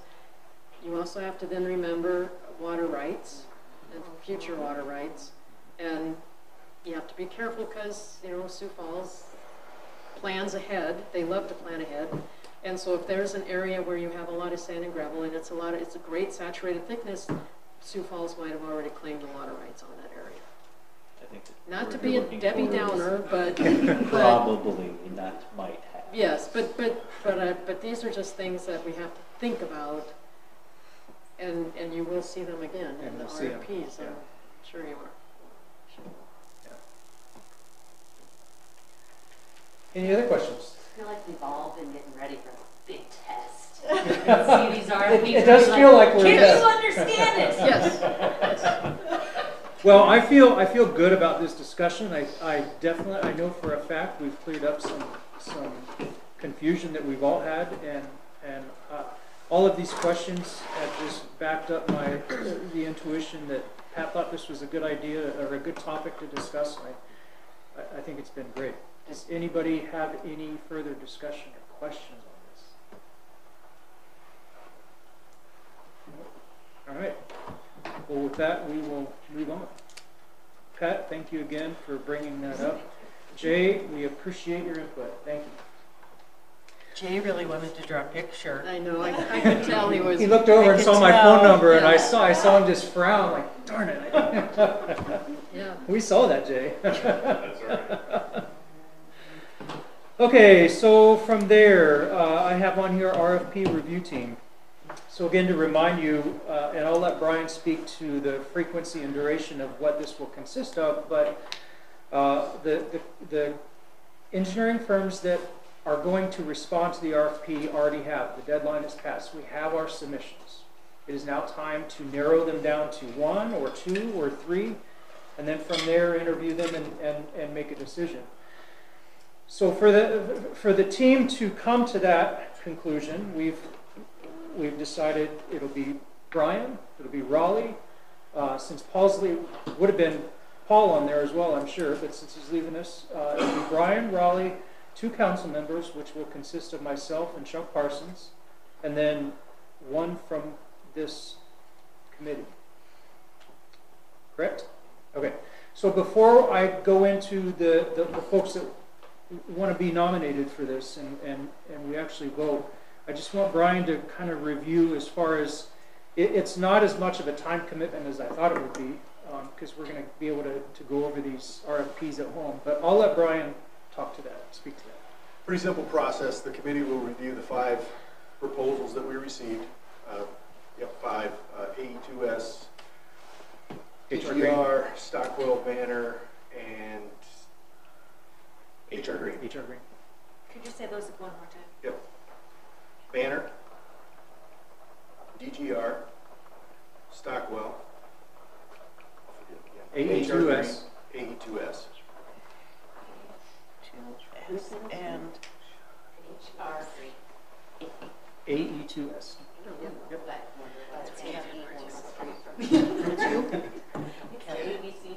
That's you? AETS? 2S. AE2S. Oh. And you're DGR, right? Correct. So we have Stockwell, DGR, and AE2S in the room. So when we go to vote, obviously they're going to abstain from the voting, but yeah. So Process is pretty simple. We've developed a scoring matrix based upon the information that we requested in the proposal. So each individual will get a scoring matrix. Score of those, we've assigned a point value to each of those, and it's from 0 to whatever the point value is. You can take those home and read them at your leisure, but we need those back because we will make a decision on who we will be interviewing, if anyone, by next Friday.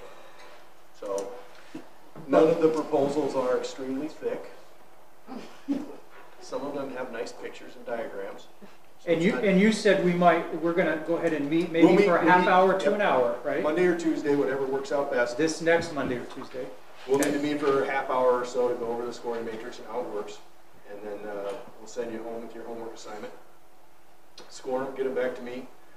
I'll compile those. Then we'll sit down probably the first week in April, or maybe by Friday, to develop who we want to bring in for interviews. If we want to interview anybody. There may be one that's,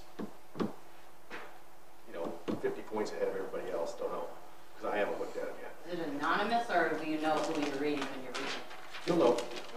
You'll know. They've got pictures of who their staff is and all that good stuff. That's the whole point. Touchy-feely clouds. So. Is there any technical kind of stuff in these RFPs? Not really. You know it all from being in the water committee. Yeah. Here's our team. Boy, you have great faith in me. Wow. The proposals typically look at, here's our team, here's the individuals, and here's their qualifications. Here's how our organization works. Here's our timeline. Here's the process that we're going to follow. And then, here's the deliverables that we will have at the end of the study. And then the last thing we look at is the sealed envelope with the cost in it. So everybody scores the matrix without looking at the cost first. And then we take a look at it, and like I said, we can interview all 5 of them. If they all come out fairly close. Is the scoring matrix, I apologize. Okay. Is the scoring matrix something that's a best practice that's already out there, or is that something that you've all created specifically for this project? We stole it. Would it be, the matrix is like a set of questions or something like that, whatever the matrix is it going to be black and white, or is it going to be kind of gray where, okay, like in the audit world, it's either pass or fail? I mean, is there... No, it's not pass fail. There are some requirements that are pass fail. Okay. We specifically ask certain things that were yes or no's in the proposal. Okay. But as far as when you evaluate the team, if you look at the qualifications of their proposed team, there's a range that you can score, and a lot of it goes from 0 to, I think, 25 points is the highest. So 0 to 10, 0 to 15, 0 to... And if you look at the team and you see Patrick in there, you go, Pat. DGR gets a 0 because Patrick's there. So there's some flexibility there. It's not yes, no. It's you score them, you rank it, you look at the process they're going to follow. It's an opinion. It's an opinion. You look at the process. They're going to have, how many public meetings are they proposing? How much interaction with staff are they proposing? If you look at the knowledge that they've got, right? Is it a lot of knowledge? Is it a little knowledge? Are they dealing with a lot of licensed engineers? Do they have a hydrologist? Stuff like that. So it's it can be subjective. It's not pass-fail on a lot of it. Some of those categories are weighted heavier than others, depending on if the project approach is more important than some other issue that you're looking at. It can be weighted differently. And at the end, the total number is some number that is out of a total number that they can receive. It's basically 100. Say it's 100. So you get, at the end, you have one team has 65 based on the opinion, but it's pretty well spelled out. And the items that were in Brian says it's stolen, but the items that are in the RFP are actually items that you will be scoring on. It's pretty well I'd like to spelled make a nomination for Amanda to be our one person. I just am so impressed by the way that you write all of our notes, and I just think that you would be the best one. I'm sorry if that feels like I'm throwing you under the bus, but it's really a good thing, and that's... So with that, what we're talking about here is Monday or Tuesday, we're going to meet for 30 minutes to an hour. I do have a question. Yes, ma'am. In things that I've kind of judged or scored in my past before, it was very easy to rabbit hole into things. Is there a way to keep the team on a straight and narrow and on the same path instead of everybody kind of rabbit holing, you know what I mean, on each of those items? Yeah, that's what the meeting for is next week, is to kind of explain what each... Okay, but as the process goes on, and are you scoring them individually, or are you scoring them as a group? Both. What I'm going to do is take the individual scores from each member of the team and consolidate those into one score. So each proposal that is submitted will have 5 scores. Somebody may, I'll pick on DGR again. Somebody may score DGR to 90, somebody may score it at a 70, somebody may score it, we'll add all those up. Here's the total score for DGR. Then we'll compare it to Stockwell's. They may get 90, 90, 80, 50, and that total score. So the group does come into, the group scoring does come into effect. And then you add all those numbers up. So independently we'll score and then it's going to be collected. Correct.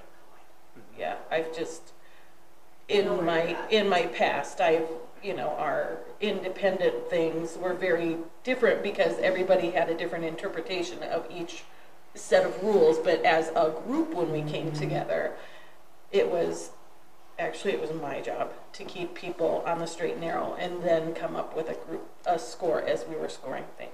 Does that make sense? So, Are we going to be meeting after we submit our packets with the scores? Yes. Okay, so we're going to be meeting Monday or Tuesday for 30 minutes to an hour. And then you're going to take it home, read it, do your homework, score it, and then we're going to meet again to review where everybody came in at. Okay. And then we'll be determined who we're going to interview. So at that point, you will be, if you're on this team, you will be, you're going to be here for the interview, or that's part of the process. And those will take place in the second half of April.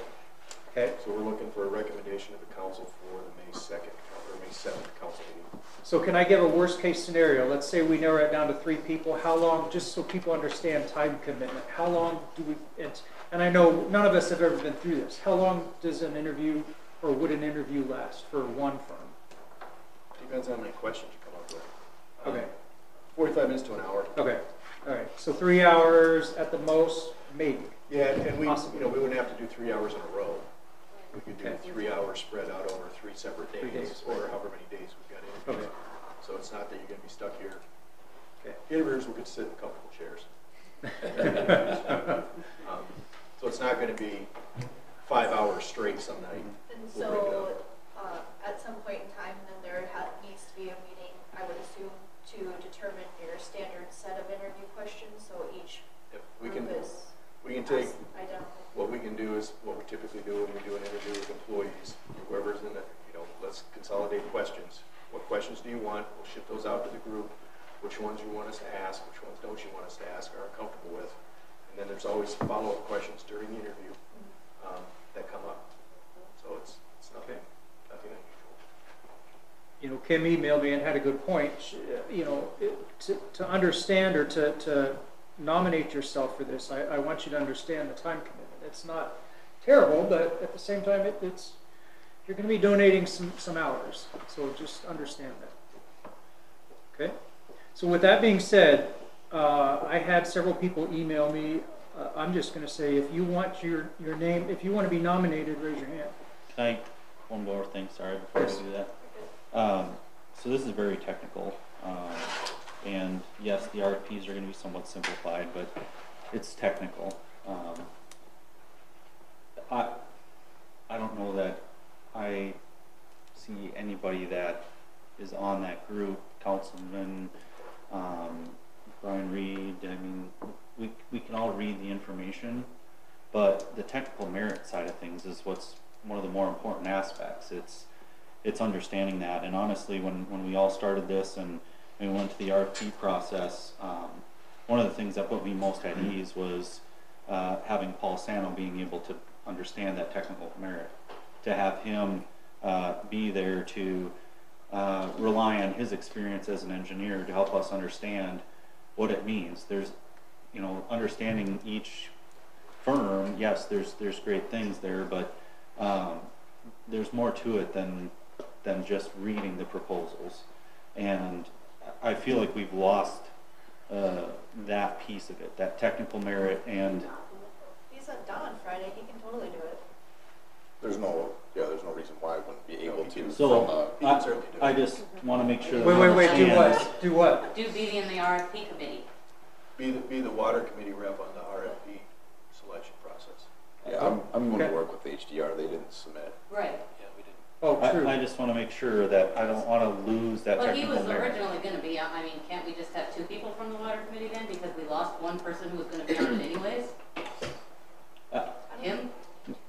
It doesn't matter to me, I just wanna make sure that we have, not necessarily a subject matter expert, but somebody more than Someone who can understand what's. the firms. Sure.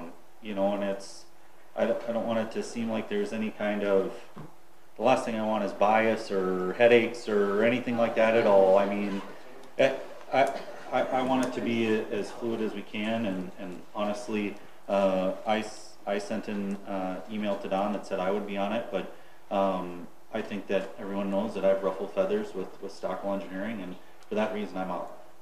I won't do this. Kind of why I picked Amanda. So I don't want there to be any question about it. So I'm out. Well, I think there's validity in saying that there's, you know, having some of the background information and being able to really see that information. I mean, I think you know, so Right. but it puts Paul in an interesting predicament. He's still a member of our community, and we're glad to have him. I know that it was discussed at the council meeting that a few of the council members didn't want him to be in that predicament, and a few said, please stay. I don't know how it was specifically said.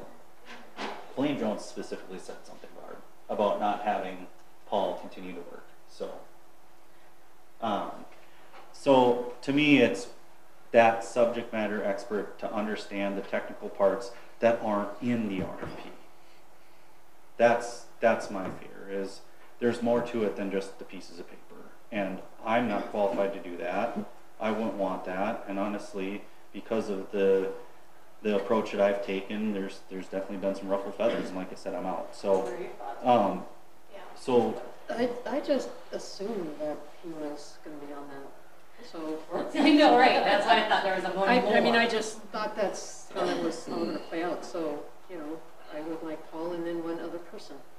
Well, and if that's possible. The question that comes to my mind is, if we do that, is there any kind of requirement for us to send out a notice that said to the people that responded, Paul works for HDR, Paul's going to be part of our reviewing process?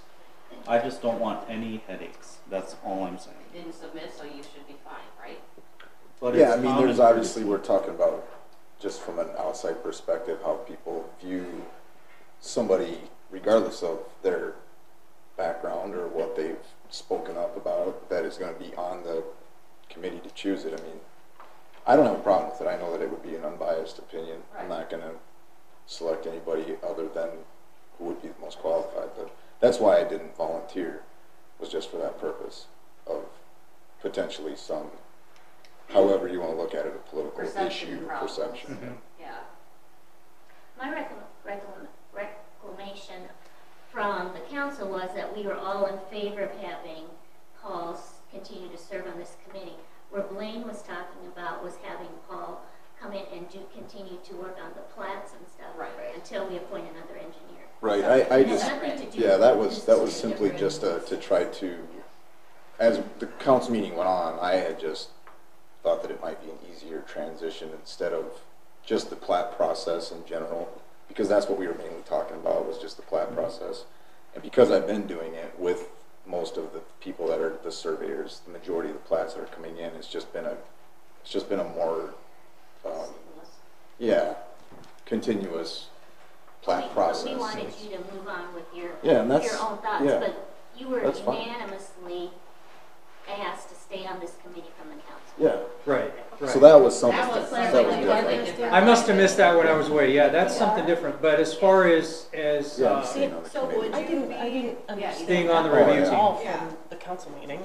I So didn't. is that something that you would consider, is to be on this review? I would. I mean, I don't think it would be an issue. It's not an issue with me. It's just how other people perceive it. But I've been perceived in numerous positions taking this job anyway and then leaving, and so I'm used to it. I don't think council would have any problem in my mind. So Brian, we still have one person or two or what? Again, I'd say one. We don't need 10, 15 different voices. Okay. I also think that some of those that have volunteered would do just fine. Right. I mean, that's why I Right. didn't volunteer. Who If volunteered? it's that I didn't know strong. there was a list. Okay. So yeah. So if you volunteered, raise your hand, please. and have not withdrawn your name. So we've got Trudy, Mindy, Amanda. No? Kim. Okay. Okay. Is there? Don't All be right, hiding. I'll put my name. I'm not forcing. I just No, I know, want to make just- sure. I'm just concerned. I was, like I said, about the time No, I thing. totally get it. So, Absolutely. And Absolutely. I just think that, I just think it needs to be said, I don't see why Tim has to pull out just because you're afraid you're gonna ruffle somebody's feathers. I think your name should still be in. No, I'm fine with that. I'll abstain from it, absolutely. You're the one that So it's came Paul up and with Lisa. the suggestion. That's. So in addition to those, do we have Paul also? I don't think I need to be with those that are volunteering. I understand where Tim's coming from. I would add some technical background to that. I think that's a missing piece, honestly. I think the technical background is a key missing piece, in my opinion. Mm-hmm. You would like to have Paul? I would, yeah. Yeah, I would too. I mean, if the committee's that strongly in favor of me being on it, I would do it. I don't have a problem doing it. I just think that. Tell me this, Paul, do you not want to do it? No, that's not. I'm not Okay, saying. so with that being said, all of those in favor of Paul being a nominee, not on the committee, but a nominee, raise your hand, and I will abstain. Okay, so can we put you as a nominee here in a few minutes? Okay. So now we have, so if you've been nominated, so let's do this.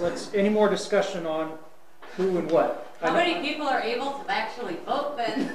Well, there's not a lot of us. Half the people want to do it. I know. You can't. Let's You can, you're right. let's say this. If you are a nominee, you can vote for yourself. I don't have a problem with that. Do you?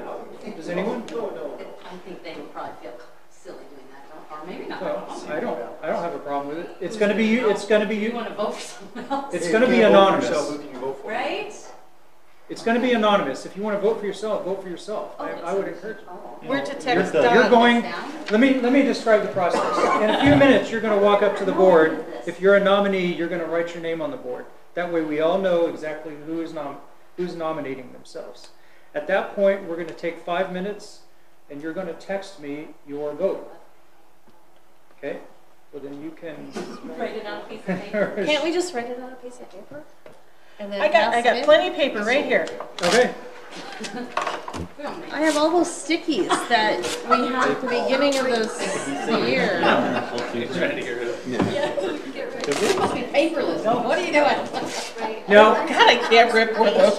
okay, so Angie, you've got enough paper? Is Yeah, I that got fine? plenty. Don't worry, Okay. I got plenty. So if you've been Scissors. Good nurse always has scissors in her pocket.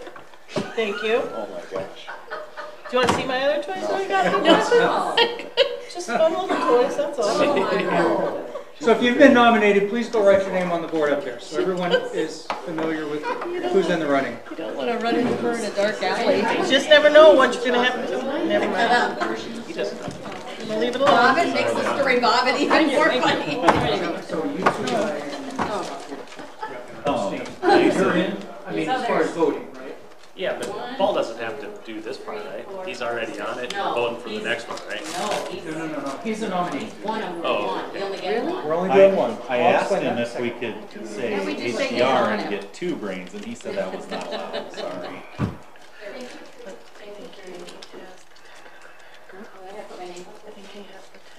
And so we're voting for 2. No, I'll explain in a second. We're only voting for one. We're talking. Thank you. This is like the Okay, so text to don't screw up the voting. We'll We'll be in the headlines. Just one. Okay, let me say this. Don't let my vote here confuse you when we raised our hands for Paul. Guys, So what if we all vote for the same person? That'd be just great. a second. Okay, can I have your attention, please? No. Need a gavel. Don't let the Paul thing confuse you. Since he said he did not care either way, I left it up to you guys whether we put him as a nominee. We did not vote Paul onto the review team. We're only voting for one person. Okay? Off of that list, the list consists of Trudy, Mindy, Paul, Amanda, and Kim Krimlicek. Out of those 5 names, please write one down and pass them on down to me, please. And please note that the engineering firms, Stockwell, AE2S, NHG, or DGR, will abstain from voting. Right. You don't want to I get seen caught up in him that. switching down to his pocket. You use the other hand in the video. Is that it? Yes. Well, that was a high You know, tech. if you didn't have your scissors, we all could have had to eat a chocolate and then Yeah. right on the chocolate wrapper. Oh, There you go, that's what I Oh, come on. It No, does right I think there. that's proposed. I don't like chocolate. That's ridiculous. I like What is wrong with you? How can you Really? not like chocolate? I like steak. Okay, it's official. Paul Sano, Mr. Sano, you are officially on the review team. Thank you, Paul. Yes, Thank you. Thank you. Thank you. Thank you to everyone who put their name into the pot. I think any one of you guys would have been Agreed. wonderful. I really do. Great. Okay, so just so we're clear, the team consists of Paul Sano, Raleigh, Brian Reed, myself, and Chuck Parsons. And we will, of course, we'll get together and figure out a meeting time for next week. With that being said, moving on. Yes. So do we get to see the proposals, or is that against rules, or I'm just interested, I'd like to see proposals. Yeah, so I don't know Brian, how that works. Brian, I have a question. Actually, Tim has a question. I agree with this. Are we, after we maybe make the selection, are we allowed to share that information with the group from each of those firms, the proposals? Or do we need to look into that? We'll look into it. Okay. That's a maybe. All right. Definitely won't be during the selection process. No, not Absolutely, during. yeah. After, yeah, okay. Just, again, just for our educational purposes, maybe we can all learn something from it. I think it'd be interesting to go through, so. With that being said, that's about it. Review to be written. Who wants to write the review? Amanda. Oh, would you like me to? That's all. Yeah, no problem. Okay. Thank you for volunteering. Yeah, happy to help. I need two reviewers of Amanda's update to be written. It's so easy, I would love to. So. Okay, Tim? I'll do it again. Kevin. Tim and Kevin. All right? Tim and Kevin, Amanda, Yeah, we did. thank you. And I'll actually have it done by Saturday this time instead of making you wait. Sorry. Hey, do you need No worries. a computer with Word? Do you A want to borrow my little- laptop? A little bit. You can borrow my Okay, laptop. I'll pop over on Saturday. Okay. Are you working Saturday? No, I'm off this weekend. Any other questions, Okay. concerns for tonight? Yeah. Okay, thank you. You're welcome. I just All gotta right. give you my password, which is not a big With deal. that, Whoa. yes. With that, I will make sure, as far as what we take to our council meeting next week, I will make sure to discuss the stages, whether 5 or 7 days. I'll give them your recommendation. We'll discuss the budget, and as you said, $25,000 for the first year.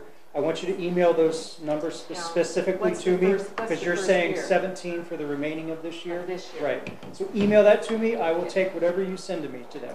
Okay? And I mean, Kim is involved in that too. Okay. So. We'll get this text message service, hopefully make some decisions on that. I'll get with the city on that, and then we'll discuss it at council.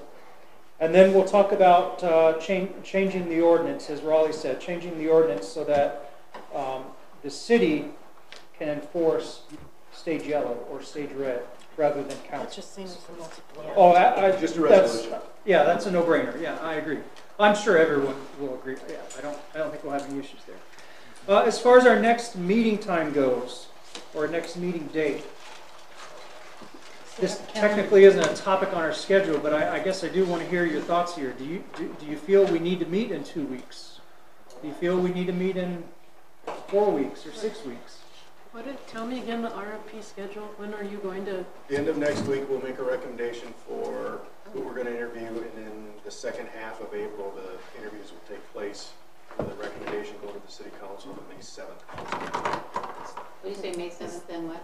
May 7th will be the recommendation as to which firm to select. Oh, I know. Is there anything we have to do before? Maybe. Is there we So doing? April, the month of April sounds like we don't really have a lot to do. So the only thing we might have is if the Right. conservation Yeah. subcommittee comes up with something Yes. that needs water Right. input, but we can also try to do that by email. Yeah. Depending on how big it Contact is. me direct with that, okay? Yep, And but we'll then take we it to can- council. Or Because you need to blast get them. that stuff I was done. Yeah. gonna say, is anybody though, whoever wants to help with the parade, maybe Yeah. email Yeah. Dawn Yeah. as far as if, Okay. because the coloring books, you Why just don't can't we just. have everybody who wants to participate in the parades email somebody other than Don, so he's Okay. not getting inundated? I mean, you can certainly email me if you want to Okay. I participate in the appreciate the parade. point, Angie, you're the point Okay. person For the parade. Okay. Thank you. It is May 6th. Or Trudy, she's been kind of in charge of the parade. no. No. May 6th. She's been doing plenty. May 6th, She's 1 doing o'clock that plenty. lineup, parade starts at 2, the lineup is at the high school. And your children can help too, Yes. Yes. can't they? Mine Family, is- husband, We'll be running. Absolutely. aunts, uncles, Yes. everywhere. And Yeah. did you, Brian, Mine would not take it. did you figure out if there's a trailer? Yeah, We we've can got put one. it It's How gonna many be do you want? fun. One I have, It's gonna be a the fun smallest time. one I have is like a 4x8 or 5x8. Or 4x8 would be fine. That would No be one's way gonna perfect, volunteer. because we're gonna dress Patrick up like Cupid. Are you talking about a trailer, Angie? This is gone. You should hear Paul's Yeah! concept about the toilet. What about it? Come on, spill your guts. I thought it'd be a good idea to get those extra long Tootsie Rolls, but unwrap them and then put them in the toilet and throw them out for.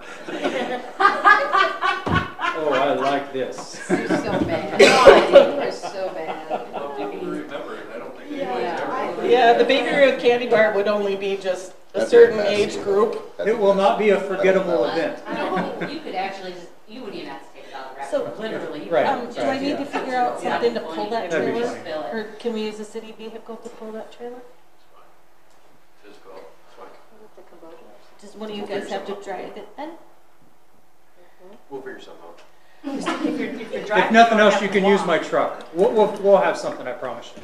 And Angie, you talked Biggest about thing is they need, you stand. guys need walkers. Yeah, There's a couple of ideas. what's that? One, you North can have the lot north North. of City Hall. Right. And there's also a family fun day down in McCarty Park after the parade. Oh, I didn't know about that. Yep. We didn't do that last year, right? oh. Is that Yeah, new? it was started last year. It was started last year? Uh, Okay. The Taekwondo. Well, now you need to place. think about that, the people who are at the parade, you're gonna get everybody and anyone out of town, I mean, at that, down at the park, just, Yeah, I know, but still, we can, It'll be the same people. They don't get anything. Just show your ID. show your driver's license. Just drive the toilet down there after the parade and. And sit set by up the toilet. tent. Yeah, And hand out the. yeah. corn. Winner, winner. I think that would probably be the But best. just remember, we don't know what kind of weather we're gonna have, Yep. so. Yeah. So, Okay, I'll so- sit out in the rain. Rain and like whole freaking wind. We Oh have my chance to get gosh. by 8. Let me tell you about some of these parades we've had. Okay, so Well, we I have, understand that, but you also have to remember I used to work in the operating room when it was about 60 degrees. so Oh, Angie, right. Yeah. you'll be the point person for the parade, okay? Any communication directly to her. So with that being said, it sounds like we have the month of April wide open with nothing to do. Do we need to meet during the month of April? Anybody feel like there's a need to? Okay, as we said, we'll be making the recommendation May 7, correct, Brian? Yep. That's the schedule. So May 8th is a Tuesday. That would put us back on schedule. I don't know if it puts us back on, were we on the, Second. It is. Second. it is? Okay.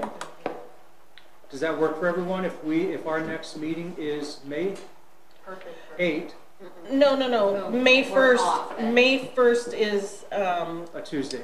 it's the First first Tuesday, Tuesday. so Yep. Third, that would be our water committee.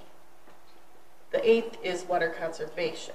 Maybe we Because- should flip- 15. So We could 15th flip 'em. then. Yeah, We could we flip Can you them. get, oh, never mind, Oh, it's April. I've got the May 15th down because on my we'll want calendar. to meet Because before that that would be parade the day original day. anyway. Yeah, Oh. May 15th. We're looking The at May, though, conservation. aren't we? Yeah. Yeah, May May 15th. 15th. Right Got before that our done. parade, so we should just flip flop those 2 dates. What do we do? Say that again. That's what's happening. I know we set the schedule up the first and third for a reason, because it conformed to more people's schedule than not. Right. I guess I'll make the executive decision, we should probably stay with that. because I know that some people had some concern with that. So I'd like to stay with that if we can. But are we gonna have anything to talk about on the first?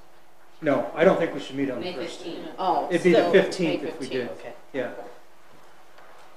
That's the first day of Ramadan. Are we good with that? If we meet on May Just so you know. 15th, So you know. the recommendation will have been made by then. If we meet on May 15th, we're good? All right, let's call it good. May 15th, here at 6 p.m. When is the building day parade thing? What's May the- 6th. May May 6th. 6th, Sunday. All right, with that being said, we are officially adjourned. I work on Sundays. Please turn your mics off.